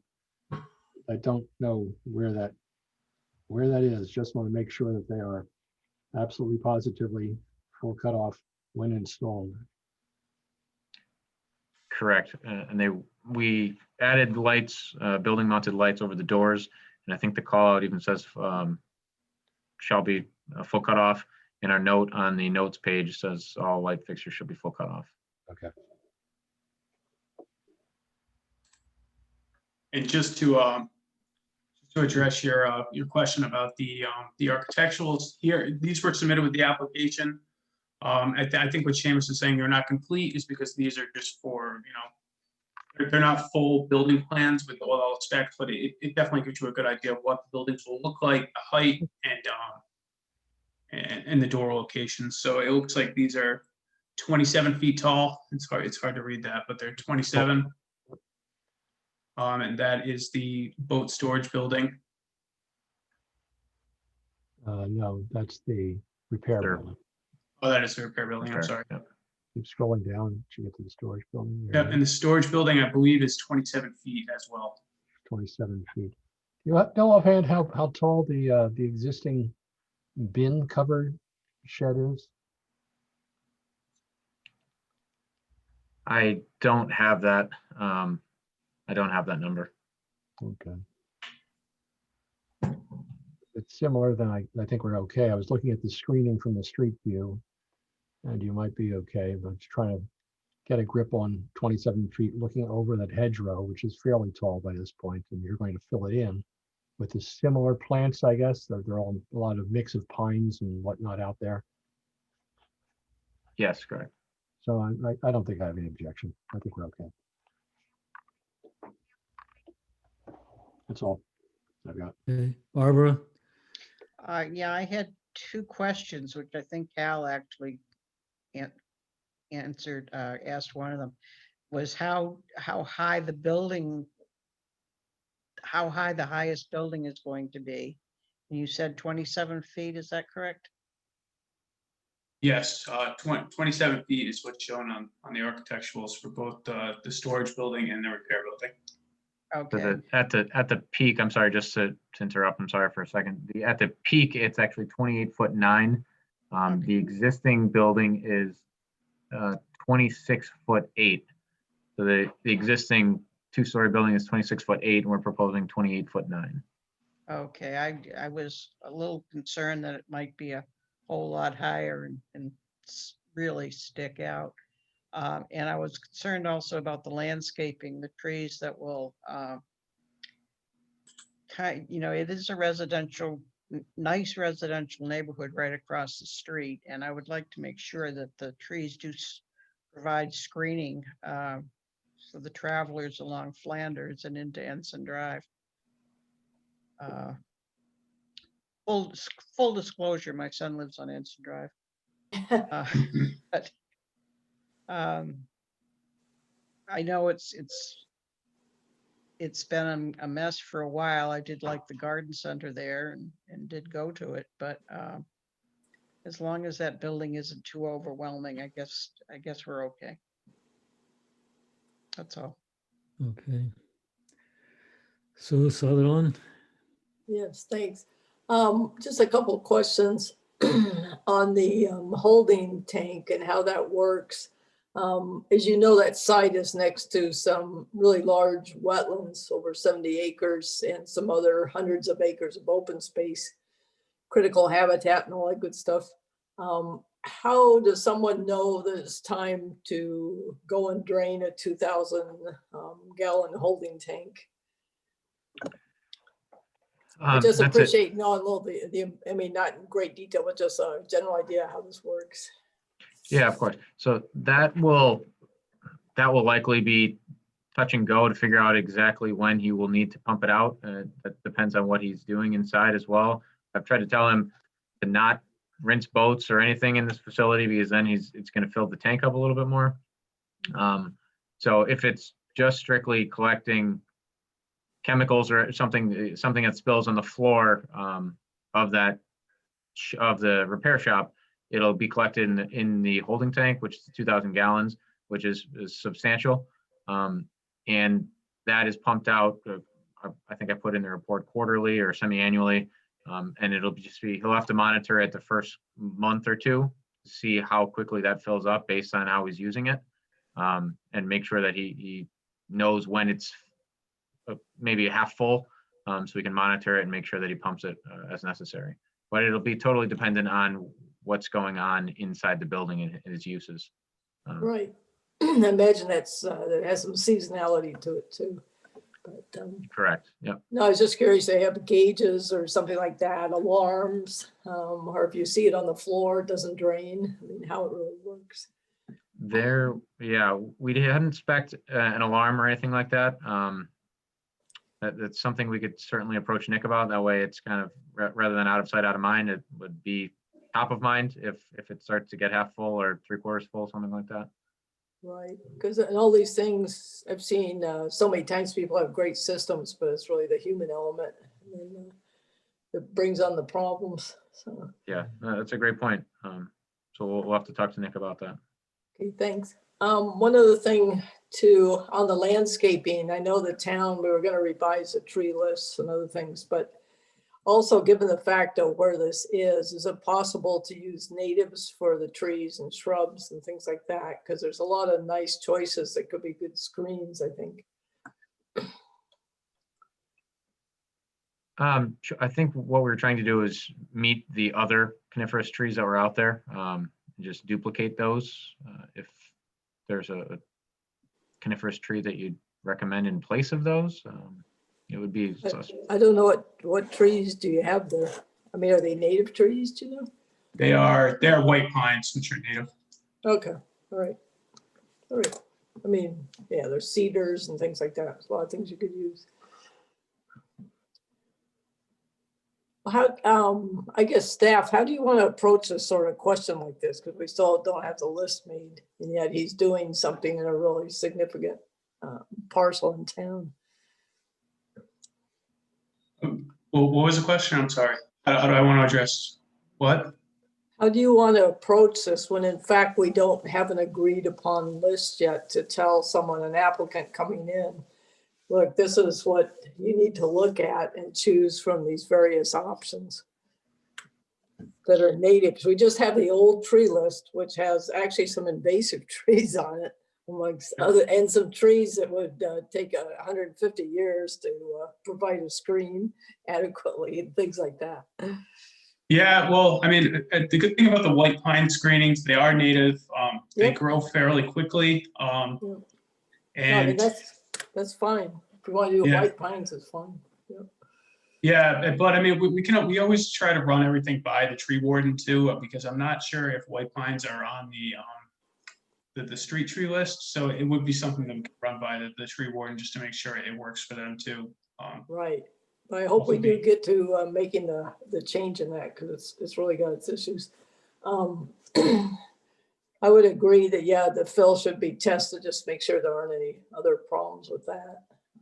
Let's see, any other questions?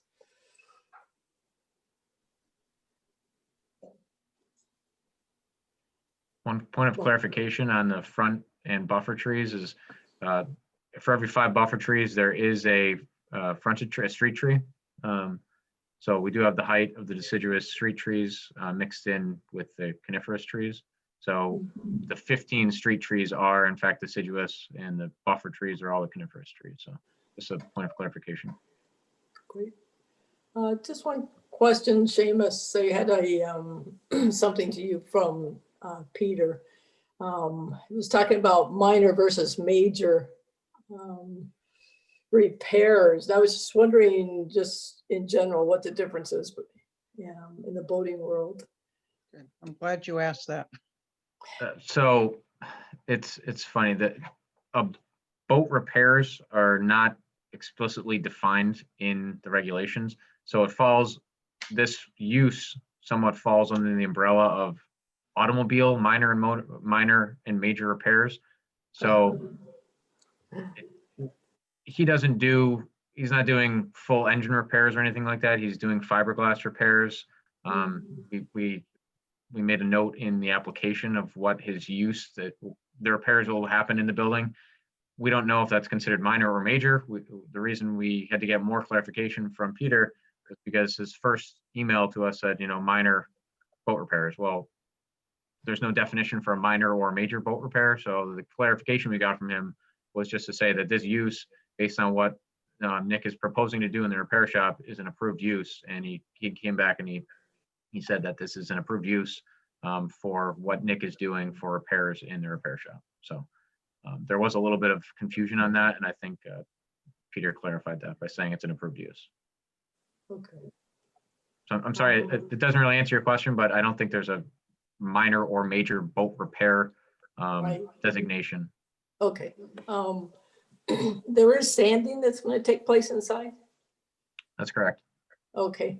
Is there some sort of air quality machine or something like you'd have in a paint booth or something? That's a good question. I'll have to ask Nick about that. Unfortunately, he's not on the line, it doesn't seem.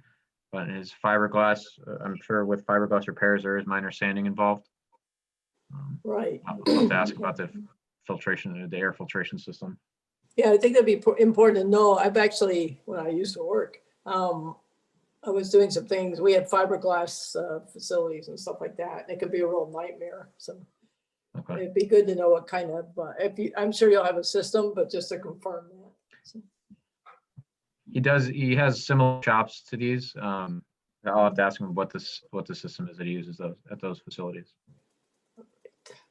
Good. I think that's it for now. Thanks. Okay. Kevin? Sure. I just had two really, and they're both somewhat environmental.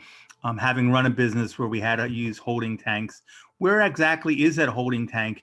Is it inside one of the buildings or on the exterior?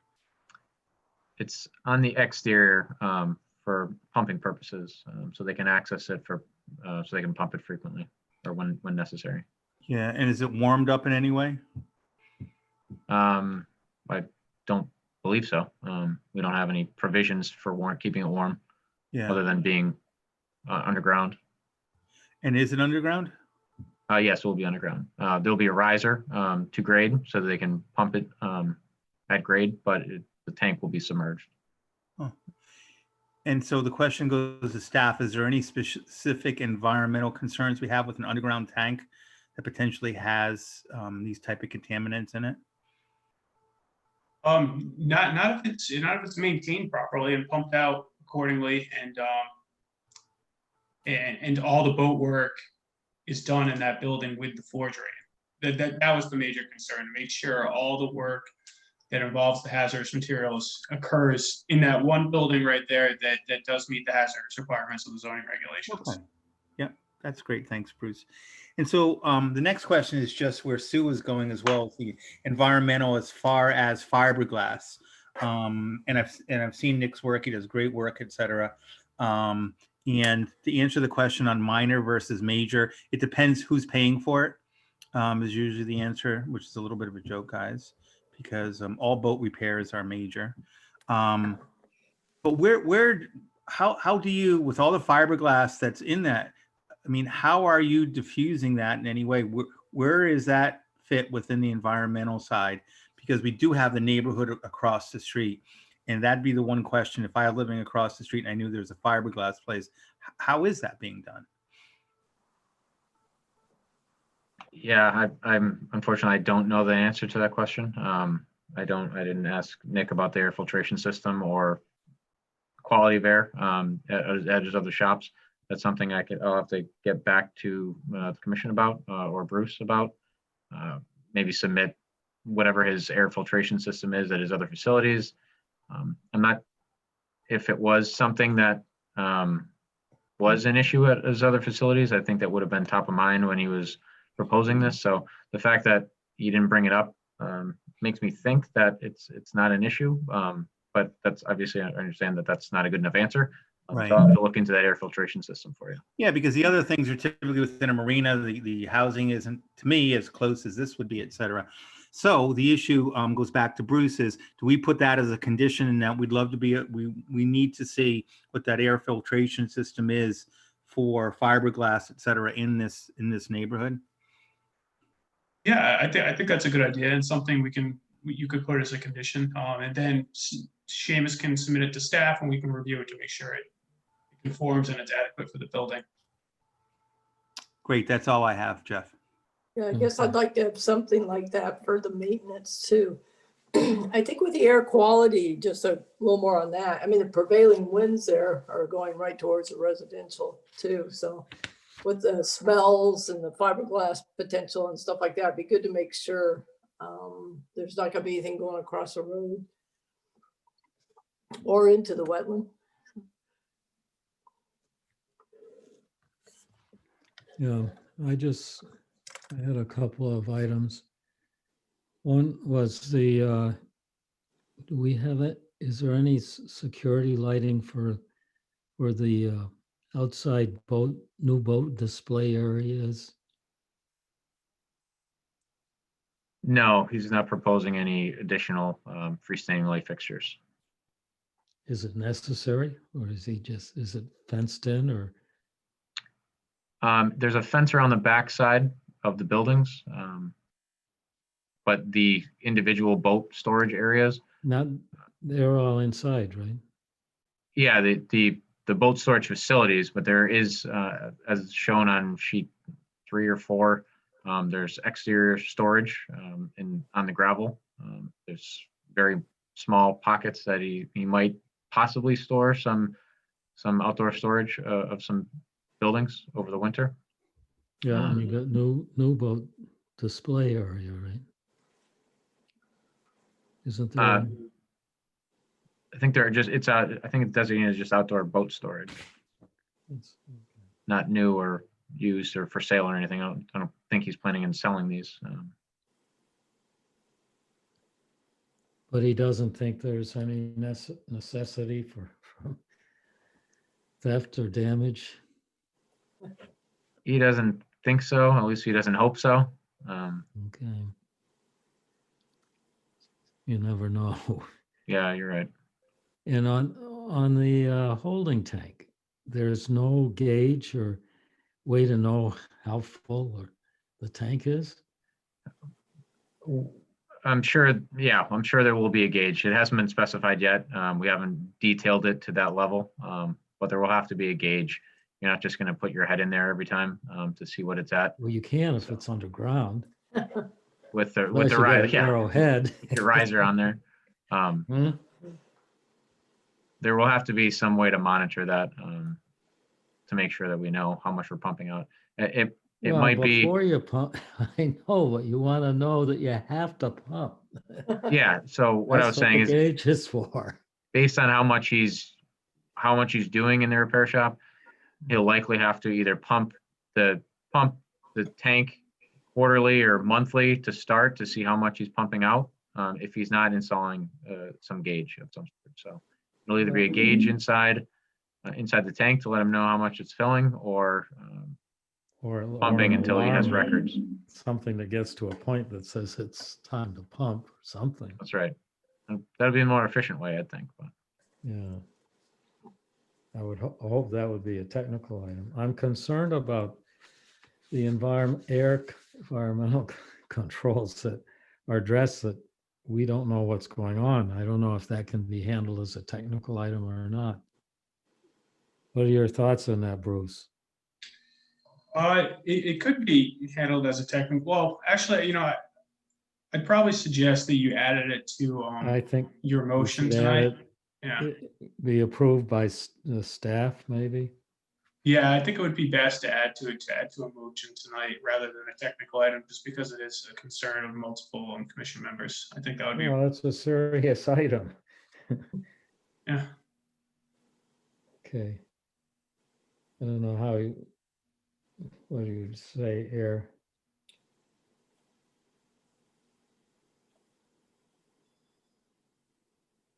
Yeah, I don't know how you'd word this. You could say something along the lines of that, a sufficient air filtering system is installed in the boat repair building. That, Or just say, and you can Is say it- that the technical specs for the air filtration are submitted to staff for review and approval prior to the issuance of a building permit, or something along those lines.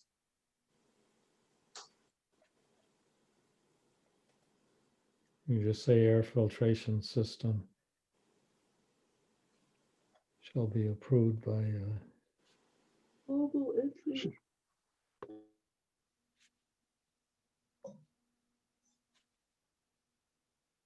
Do we need to have something in there that is sort of results driven? Because we have the two issues. One is it safe? But the other one, as was brought up, does at least near the end of the neighborhood, are they going to be experiencing odors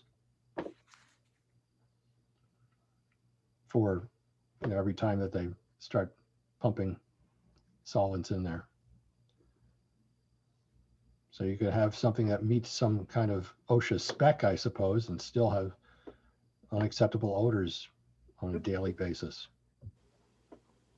So one thing I'll have to look into for the air filtration system, I'm sure there's a deep air quality permit. If it does or does not require an air quality permit, that will either require some sort of filtration system or will not require some form of filtration system. That hadn't been discussed until it was brought up tonight. So we'll have to take a look. I mean, if Nick was on, he'd be able to tell us what other facilities are required to have. Unfortunately, he's not on, so I don't know the answer. But his other facilities are very similar to this. If they require an air quality permit, I'm sure he has an air quality system that monitors it, and he has to submit that. And if it doesn't, it's because he doesn't generate enough dust or anything like that would require the air quality permit. So I should be able to get an answer from Nick. This is his business. This is what he does. And I'm sure he's dealt with this on some of his other sites. I'd just be concerned that the deep is going to be, is it healthy or not? And they can rule that. The other one is, do you want to live across the street from it? And that's the difference in this situation. If it's a Kentucky Fried Chicken across the street, who cares about the health thing? You don't want to be smelling it all day long. So that's kind of where we are in this, and that's might be a tough one. Right. I mean, I agree. with that. I think the problem is too, you can have various OSHA or deeps or whatever. You can get the controls, you can get the systems, but you have to really make sure you're not smelling it either. I mean, I think especially with that's one of our new keystone neighborhoods, and all that. And all of a sudden they're going to have to smell this. So anyway, I think that's a huge concern. Hopefully it's going to be a minor thing to confirm, but I think it's really important for that neighborhood. I also wonder about, what about the West Mystic neighborhood down near that shipyard, and also Noank shipyard? And there's a lot of residential areas right close to those neighborhoods. I'm not aware of any complaints. Maybe there have been, but I would think that they would have had the same sort of situations, problems with their repairs as well. So I don't know that it's an issue. Those neighborhoods, the shipyard was already there. Right. And people moved in where there was a shipyard. Right. So they might not even complain because they said, look, This is where we just chose to live. Here, this is the opposite. This is Well, that's a good point. who got I there. never, yeah, but I had a boat down there for several years, and I never noticed any odors that were a problem. I think the problem though can be interior in the building, not from an odor, but from the chemicals and gases that are from the chemicals. And dust is a problem. I just wondered if, when we write this up, or put it in the motion, whether we should be specific or not on, if you think we should have the objective of what we're approving or what the staff is going to approve. I think so. I would actually throw in there, just have me going. There's the second part to this air filtration, that if you've got dust collection, not dust collection, but dust processing, that means there's a heck of a fan system on there someplace. Right. Which means there's an acoustic priority to this. Frankly, if it's on the back of the building, I don't care what the wetlands can soak up as much noise as you want, but if there's any residual acoustics coming through to the residential, that could also make it a little kind of a miserable whining for them every day of the week that that system is on. And the trees won't block. So yes, and that's right.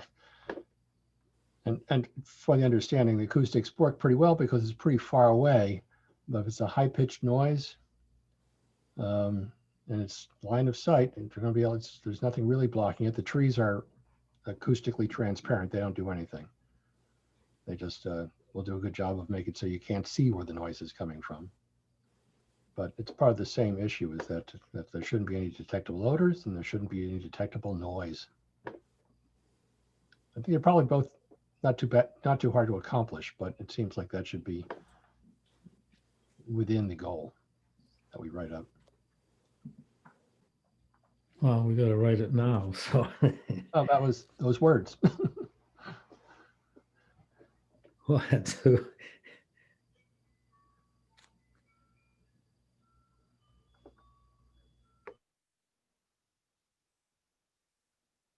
What do you want to ensure what negative impact, or to ensure no negative impacts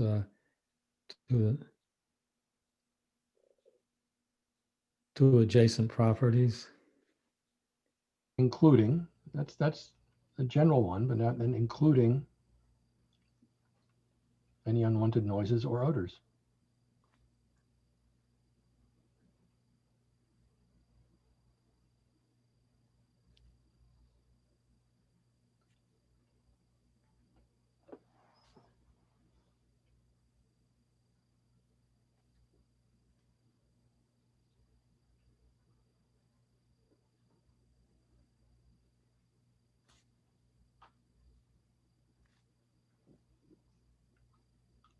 Happily, I think if we put that in there and they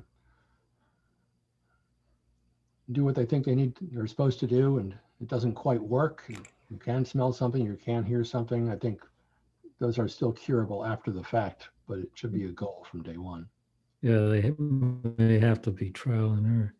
So we could add, say, air filtration system shall be approved by staff to ensure no negative impacts to adjacent properties for odors and noise. Yeah. Hmm? Works for me. Hmm. You have to define. Hmm? All right. I had one more question, if I could, please. I'll make it brief if I. Oh, yes, man. Oh, is there what is the record keeping for the tank? Who keeps track of that stuff? He'll have pump out records to start, and he'll have those on site as record keeping. Similar I guess, to is there an entity or who gets who looks at those records? I guess it would be submitted to, well, he'll have, I guess he'll just have it on site. I don't think necessarily he has to provide it to anybody, but we can certainly provide it to the town, similar to like a septic tank pump out. That would be provided to Ledgelight, if that would help. Well, is it because I think that would be beneficial. hazardous material, are there any regulations for handling that type of material? Do they I'm get sorry? audited by the state? No, it's hazardous material. Are there full state controls or anything? Who monitors that for the state or town? Or does anybody? I think as long as it goes to an approved location, I'm sure his chemicals that he has have to go to a certain facility, and those facilities can accept these chemicals. Again, I'll have to ask Nick where he currently disposes of these at his other facilities. I don't know where he hauls them to now. I'm sure he does have a location though. Mhm. And every time he has to dump there, I'm sure there's a ticket that's provided. And the Right. handling And handling is of that regarding hazardous. the pump out tank? The pump out tank? The holding tank, yep. The holding pump out tank. I'm sorry, the holding tank would have pump out records. The handling and disposal of hazardous materials is going to be regulated by the state. So he will have to keep records, because on the rare occasion that he does get visited by inspectors, he's going to have to produce them to show that he has disposed of these materials properly.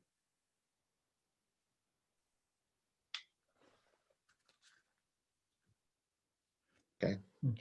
Hmm. It's not done on a regular basis, then it's just sort of random. It totally is based on staffing levels up at the state. It's random. That's probably a better concerning. system, because then you got to keep everything up to date all the time. Hmm. Yeah. Has everybody had a chance to look at the draft motion to see if there are any other issues? Has the applicant seen the draft motion, Bruce? Yes, I sent it today. Does he have any concerns or? Uh, Do not. Hmm? none that I Bruce, received. on there's a last sentence that's a paragraph added to this thing about the planning commission finds the site plan meets the intent of zoning regulations. Why is that added? Is that something we should put in everything or every time, or Well, I mean, a it's reason for that? whenever you make a motion to approve something, it's good to reference some sections of the zoning regulations, and this is just the standard that says it's consistent with the zoning regulations and consistent with the section for site plan objectives, which is the site plan application. It's not necessary, but it's a good thing to make standards in your approval. But I've never seen it done except on cams where we do that. I'm not saying it's wrong, but I just, I mean, you can remove it. It's not required. because I think any site plan approval would have to meet all the requirements. We're not making any unusual decisions or interpretations here. All right. Does anyone have any other concerns with the draft motion? Were we going to add any language to that? Yes, I wanted to add a new paragraph 6 and change 6 to 7 and have 6. I have some words that I've come up with and I'll see whether people like them. I'm going to insert an item for the air filtration system to say air filtration system shall be there's no negative impact to neighboring or properties for odors or and noise. If that sort of satisfies what people think the objective is. Maybe add hazardous. Hmm? It almost needs a hazardous thing in it too, because it's just not odors and noise, but it's really, you want to make sure they've gotten anything that they should have out of the air that's going out. Isn't the hazardous covered by their permitting? Hmm. But it's really the odor. Odor's a tricky one. Right, but that's not covered by the That's not covered by permitting. yeah. That's our concern. We want to make sure we're not trying to cover something that isn't ours to cover, such as hazardous. Yeah, the odors and noise are something a little unique. Mm. I think I think they'd be in trouble with other things. Does anybody have any other concerns with this? I guess there's a lot of things we don't know at this point. I don't know if there's Like anything what? we can do on the gauge situation to see what, when the tank's supposed to be emptied and all that. And then Well, I it's think done. that can be a technical item. Okay. Hmm? Yep. So you Hmm. want Does to make that- that technical? I think it should be a technical item. Do we have to approve this tonight? Just to answer that, no, you do not have to approve it tonight. The terminal action date right now is March 31st. You could continue it if that's what the. Can we delay this till the next meeting for a final answer? I mean, I just have heard a number of times, and not that Seamus had said that Nick wasn't here, and so that, I mean, he might be able to weigh in on a lot of these questions and resolve these issues in 2 weeks. We could be done. Yeah, I agree. I think that'd be really helpful at this point. Get the owner in to. Yeah, I agree as well. We don't have the key answers on environmental, so No, mm. And I would like to see some answers on that tank. To tell you at this point, I'm not real comfortable with the idea of just like random inspections on a tank. We've done these kinds of things, I think, in the past, but I really don't remember ever doing anything where it's just a 2,000-gallon tank getting periodically emptied with the kinds of things that are going to be going into it. I'd kind of like to be a little more comfortable with record keeping and who's keeping track of the records and where they're submitted to and just that kind of stuff. I just would feel better. Thank you.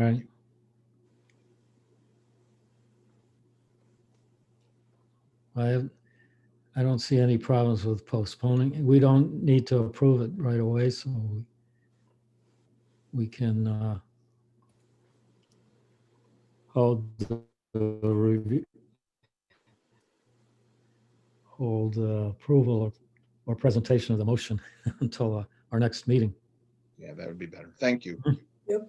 I need to be And then we can have some better words for the air stick in the filtration mud, bud. system and find out how they measure the contents of the tank. I think it comes down to the tank and and how all of that works and this air filtration system. I would be more comfortable voting for this. Yeah, the air filtration system seems like it's an unknown. It should be part of the building plan, really. Seem like. Mhm. I understand. Thank you. Right. So I will get answers on what we're going to do for the holding tank. One thing I want to point out is Nick has a facility just like this. He has gone through all the permitting requirements from the state for everything he needs for the same facility. I'm sure he's planning to do the same thing. Again, I wish he was here. He could tell us exactly what he does, how it's permitted. I'm sure the site will be the exact same. I don't have that answer right now, but he obviously runs a good business and does all the right things. So hopefully that settles eases some of your concerns for the next meeting once we have actual final answers. But All right. I'm sure Nick can help. Thank you. And Mr. Chairman, if I could just point out that one attendee does have their hand raised. I'm not sure if they wanted to speak on this application or not. But it's up to you if you'd like Who them. was this? It's just an attendee, a call-in listener with their hand raised. They're not allowed to, you mean, it's not the applicant? No, it's not. I don't believe so, no. Not. So the only time they're can participate in with communications is under the public communications. Okay. Right. Uh, So I that would suggest- person could speak at the next meeting since Yeah, you're that's what I would continuing say. this. Yep. We're going to continue it till the next meeting. So. Will they know that? They're listening now, so Oh, if I would they're imagine listening, so. they Just want to make sure that. Or they could submit. So just to point out that 860-460-4829, that's Nick Sahin. The number with his hand up, 860-460-4829, that's Nick Sahin. That's the applicant. Oh, well, then he can Well, then, speak.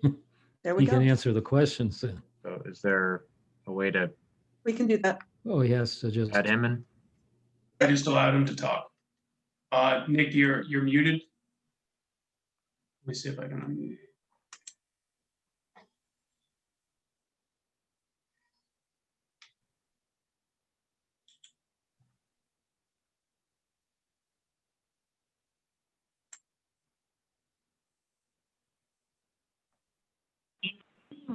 Here we go.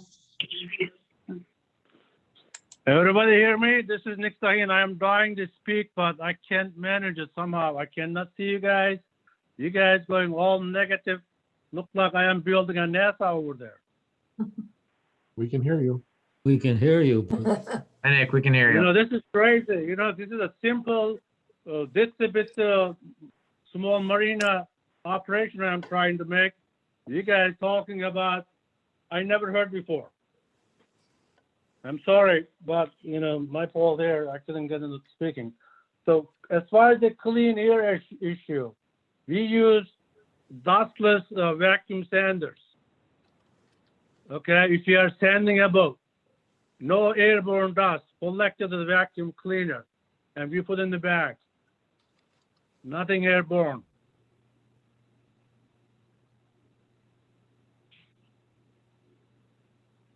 As far as the building heights and all that, we want 20-foot clear building height. I don't know, I put a note somewhere. What question you guys have? I'd like to answer one by one. Sarah, help me here. How could I see this?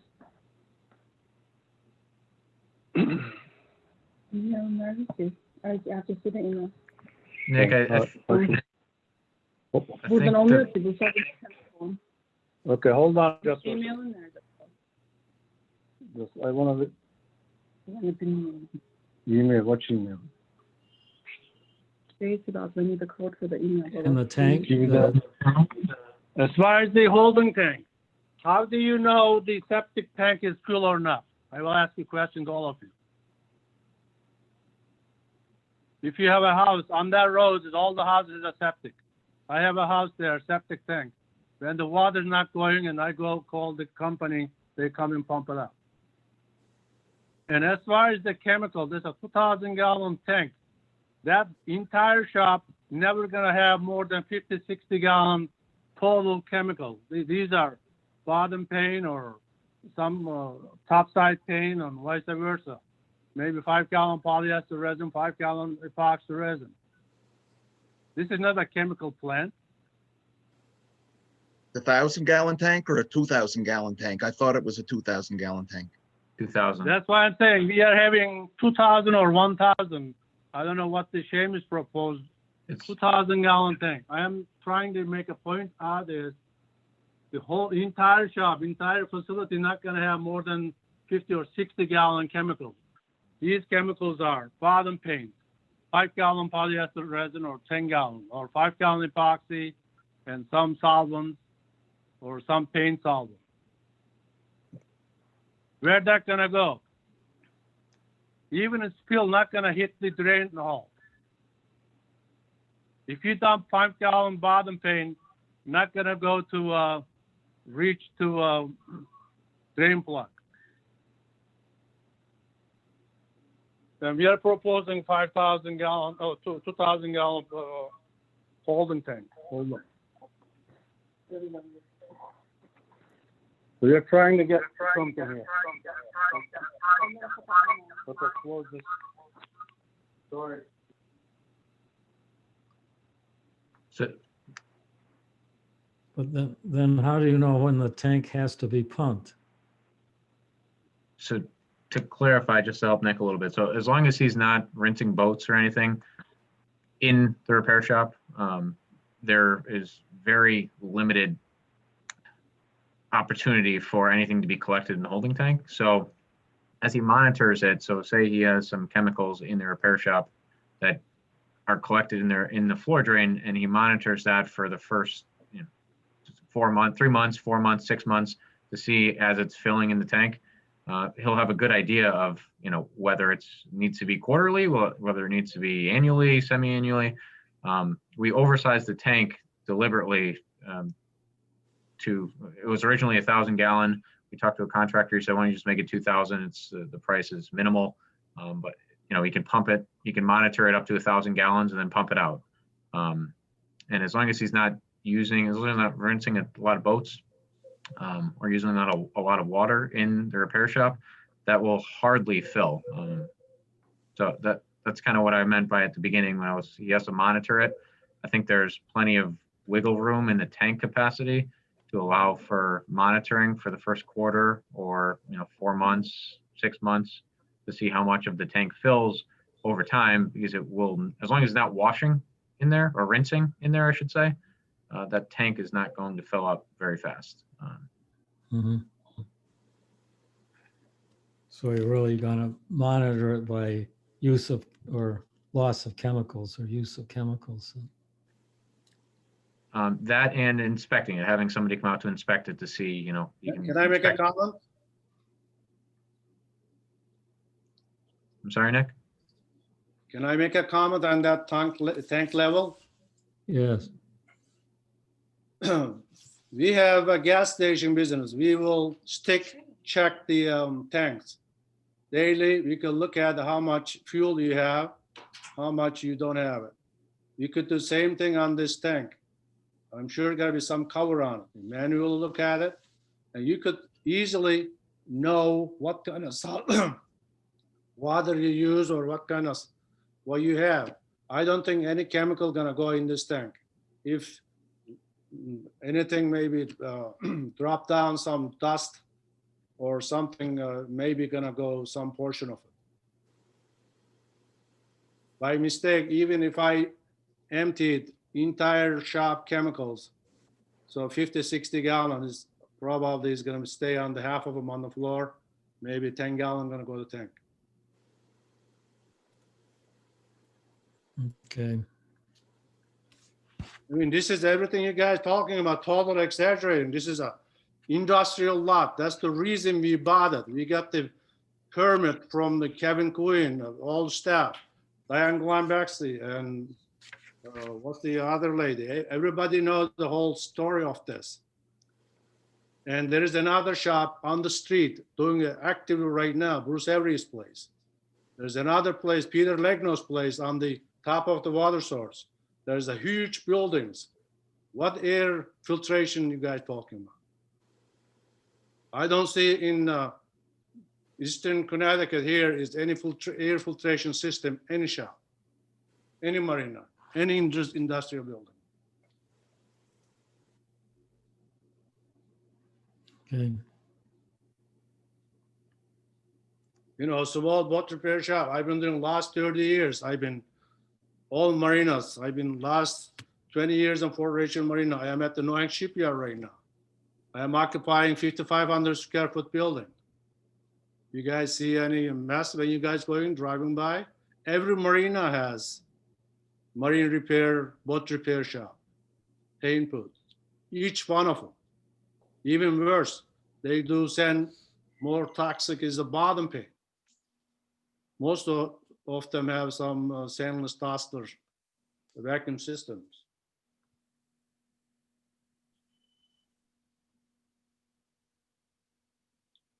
Most of the damage is when you pressure washing the bottom, that's the chemical goes on the ground, mixed up with the water, which is we are not doing it. That's gonna happen in the marina before transport the boat to our facility.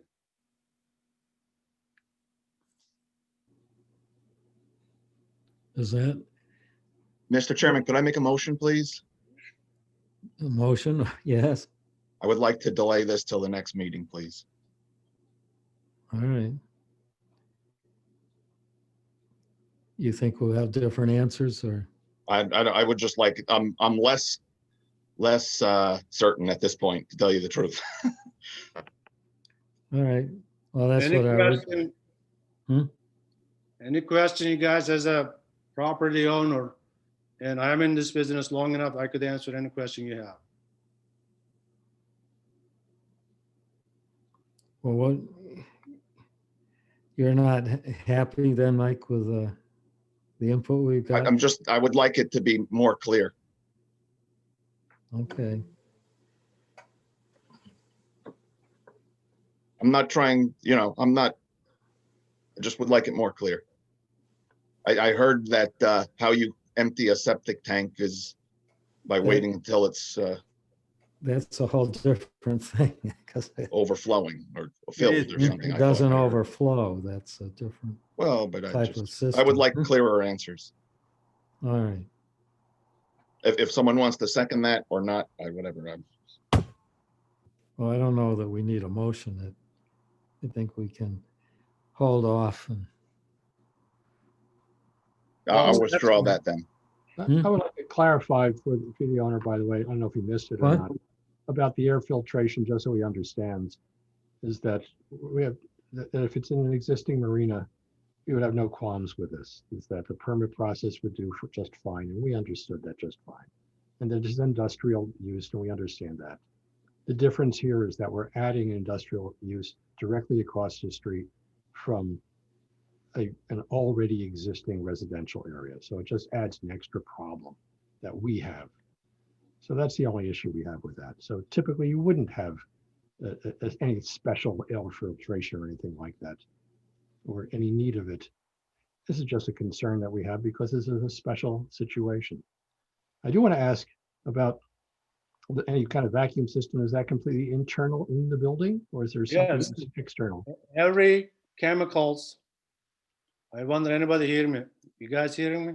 Yeah, we can hear you. Yes. Okay. Any contaminated, say, chemical sanding, when you're sanding the surface, sanding the bottom, gonna be inside the building, all cement floor, everything is 90%, 95% collected in dustless vacuum systems. Whatever lands on the floor used to be put off and put in the back, and you separate the certain areas. So nothing going outside as far as any dust, any contamination. You do use solvents. As far as any smell or anything, basic solvent smell is very minor. You have no control of keeping that in the shop.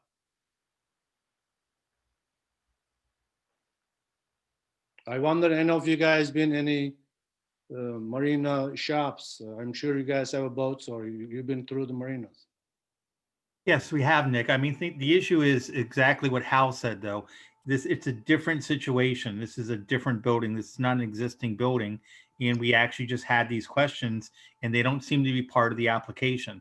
That's the reason we're asking the questions. That's our job. I love the We answer. get your job. We get your job, but we're asking the questions because we don't have the answers within the application. Thank you.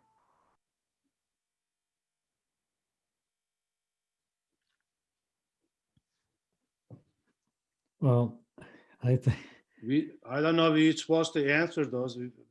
I wonder who asked that question. Why didn't you answer?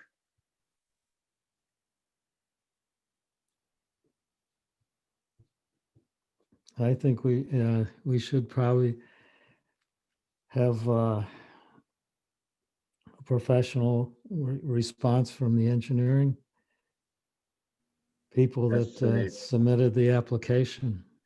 I mean, if the holding tanks requires a gauge, we will put a gauge. or level gauge or something should be done with today's technology if that's the issue. Well, I don't, My yeah, point is, even though we have that holding tank, chemical holding tank, we are not gonna have, I mean, minimal contaminations, even though we are collecting. I think if I'm, the question is, I think the holding tank is kind of self-explanatory. It's, you can Yeah, monitor the holding tank. It's 2,000 gallons. It's very large. There's not going to be a lot of flow going to the holding tank. As long as we monitor it for the first year based on, you know, quarterly or 6 months or so, it will not fill up that quickly. I think the question that people keep coming back to is air quality. If it doesn't require an air quality permit and it's, you know, a one-man shop doing, you know, what he does in a, you know, boat repair facility, I'm not sure what kind of answer would suffice at a next meeting. If he doesn't have air quality at his other facilities, it's not required by the state, it's not required by local permitting. I'm not sure what the commission, if nothing's required, is that the answer that the commission's looking for, that we're not proposing anything, it's not required? if you're saying the states address this type of work where we do not need. Well, I'm saying he has the same use in similar facilities and he doesn't have air quality permits or anything like that. They're not required for his other facilities. It wouldn't be required for this. So Seamus, who said that? Who said it's not required for this? Anything new? I mean, can you just cite someone who said that? Well, I think based on Nick saying he doesn't have air quality filtration at his other repair shop, that, you know, if the state required it, he would have already had it installed at his other facilities. It's because of the low volume of work. Almost every on the same street has the same application which I do. Anybody know what kind of operation he does? Bruce Avery, yes, and there's no homes around there. There's no homes directly across the street. But if he's not required to have something. Okay, but Seamus, just tell us where there's nothing cited in any Connecticut, any deep, anything else. Is that what you're saying? You're saying that there's nothing cited or we need to address? Is that your point? I'm saying I don't know that answer. I'm saying by what I know of Nick's business, and he doesn't have one for his other businesses, that I'm assuming that this one would be the same situation. But I guess what you're saying is, you know, I'm gonna do the homework, find out, go through all the avenues to make sure that that's the case. That's what I would ask, yes. I think we should. I think we should do that, just to make sure that something is not being addressed that should be. Well, Kevin, your question was you saw another similar application up the street, and Nick's point was that other application didn't require it, and your response was that he doesn't have neighbors nearby. Well, it doesn't matter if he does or does not have neighbors nearby. If it's required to have an air quality permit and he doesn't, then he'd be required, similar to this application, whether or not there's houses around. Right. It's really just to make sure there's no requirement that we have to have additional. Right, that's the sensitivity. That is, Jeff, that's the sensitivity. If there's nothing required, if it doesn't mean whether you have houses within 250 feet or 600 feet, whatever it is, that's fine. This commission does not have that information in this meeting this evening. That's my only point. I agree with that. That's why I think we should ensure that there's nothing required. Understood. Staff look into that. Yeah, this is So Bruce. I like to continue this. Yeah, we can ask the applicant for a narrative to address odors, air filtration, and the proximity to the residential areas. I was thinking maybe adding condition that there be no washing or rinsing within the boat repair building to try to, alleviate some of that concerns about the tank filling up quickly. But we can put that on the draft motion, or I can put it on for next meeting, and we can look at that then. And, for next meeting in the packet, if it's consensus of the commission, it will hopefully have a narrative from the applicant addressing those concerns that were part of the application tonight. Right. Yeah, as long as we know there's some way of checking the holding tank periodically. Yes, we will check it. I don't see any problem checking and all that. Right. This application is fiberglass repair shop, just like a carpenter shop. You send the boat, you put you have to dust free the floor, wet the dust down, and then you paint it. Mhm. So filling the holding tank is not gonna be so quick, but even does fill it, we have the truck it to offsite anyhow. If the gauge is an issue, the gauge is, I'm sure technically satisfies you guys somehow, whatever the type gauge we have to put it, we will put it. All right. Thank you. So we'll have the answers for next meeting then. And we'll continue this till our next meeting. And the applicant then will provide the additional information then. Right, seems. Okay. Thank you for your time tonight. Sorry it's so late. Thank you very much for everything. Right. But, the operation I want to make over there, something simple, but make a lot of problems, sound like it. Hopefully we will solve it. Thank you. Have a good night. All right, night. Moving on then, all business zoning regulation amendments, that's going to be continued.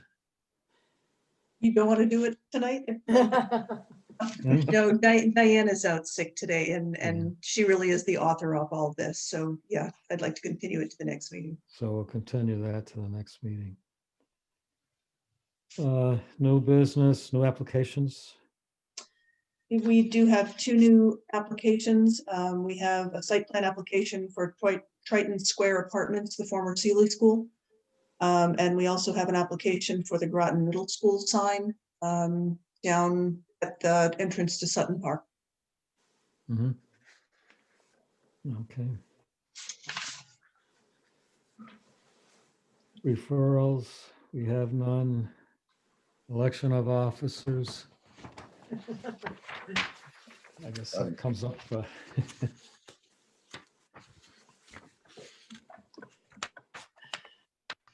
we have to. Are we doing that now, Mr. Chairman? I would like to nominate Jeff Pritchard as chairman. I would nominate you, Jeff, please, as chairman, and Hal Zod. I would like to do that. I think you do a great job. We'll second that. One motion. Is it any other nominations for the? Is there a second to? So we can vote on. Well, I second Want it. to vote on the? Oh, okay. An election, you don't vote, it's not a motion. You don't have to have a motion. I second it anyway. That's good. So we have to have a vote then. Does anybody else want to nominate anyone? So we'll vote on the two candidates. All those in favor say aye. Aye. Aye. Aye, Jeff any Pritchard oppo- for chair and Al and Zod Hal for Zod vice for chair. secretary. Yes. All right. So I guess that's voted on. Report. Unless you don't want to do it, Jeff. No, it's too Oh, bad. I'll suffer. Do it. I don't care. Huh? Times I wish I weren't, but Report of chair. I did sign the drawings off for the brewery on West Main Street in Mystic. And I guess based on our discussion of all our comments we've had on Mystic Bluffs or whatever they call it, that we probably should have a special meeting just to go over, see how we want to address those comments. Maybe it's time that we really address what our feelings for the entire project as to how to proceed with it. Because I think there's still a lot of unknowns. And probably good to have a special meeting just to do that. I would agree. Are you saying that we should, probably our discussion would be, is if the zoning were in place for it, would we approve it? Is that what? Well, more or less to get a feel for what we see are the problems with Right, this. right. Because I see there's some major issues, like the sewer capacity. Do we know we have the sewer capacity? If we don't, who pays for it? Right. The water, And- can the water system handle it?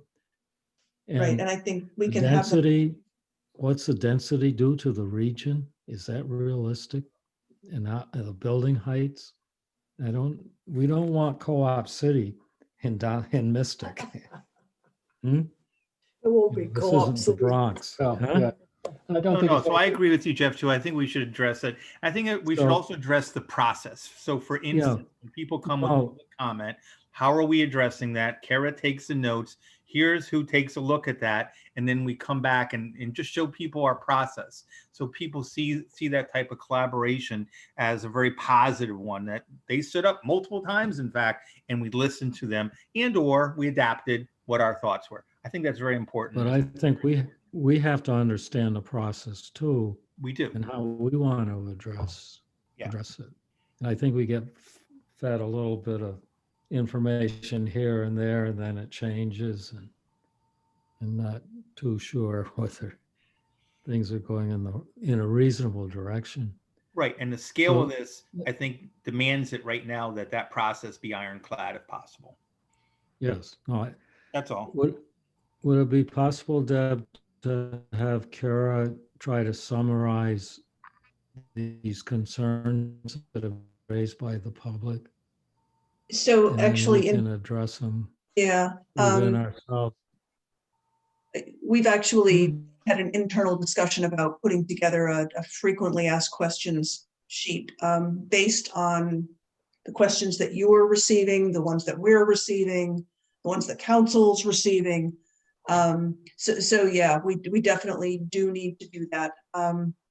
We will poll the commission to see what dates work for a special meeting. We will have both John Reiner and Paige Bronk there, and I think Rich Cody as well, to discuss what this new type of regulation will mean to you guys and how much power you will have and how you use it. So that you can question him as to, what you're going to be allowed to regulate, what you can't regulate, that sort of thing. And just so that you guys you have it in your head straight what this regulation is going to be if you decide to adopt one. Can we get a little background, please? Just because it's such a strange thing where this thing's, as far as we're concerned, this thing's just kind of flew in from left field. And now we're trying to adapt our box to meet this product instead of saying, hey, here's the kind of thing, like a normal planning thing for us is that we come up with what we want and then a developer comes and fills it in. We're going the other way around here. That's and right. I don't know how he got here. It became especially apparent to me when we don't know, apparently there were some other proposals that were not sufficient or just accepted, and there's probably good reason, but we have no idea. And I would just weigh in that there was a meeting the town council had, I think it was last Thursday or so. The architect presented a preliminary plan, which apparently is very different than what they thought it was going to be. The theater was not going to be. There's no theater. That theater that we saw there will be turned into offices. It's just, for me, it's a lot of things seem to be in flux and being made up as we go along. And I kind of feel like we're wandering into I talked about going into the weeds. It's like, I don't want to find myself out there and then, wonder how we got here, because it seems like the tail is wagging the dog, so to speak. And I would rather know, like Kevin said, I would like some ironclad parameters that we're working within, before we go too far along with this, because it's been a lot of different things that I've been told, and I kind of like to have, especially like those questions that I asked. I don't expect them all to be answered, but some of them, are sort of critical. The phasing part of it to me is a critical issue. Anyway, Jeff, I think it's a great idea, and I would love to attend a meeting that.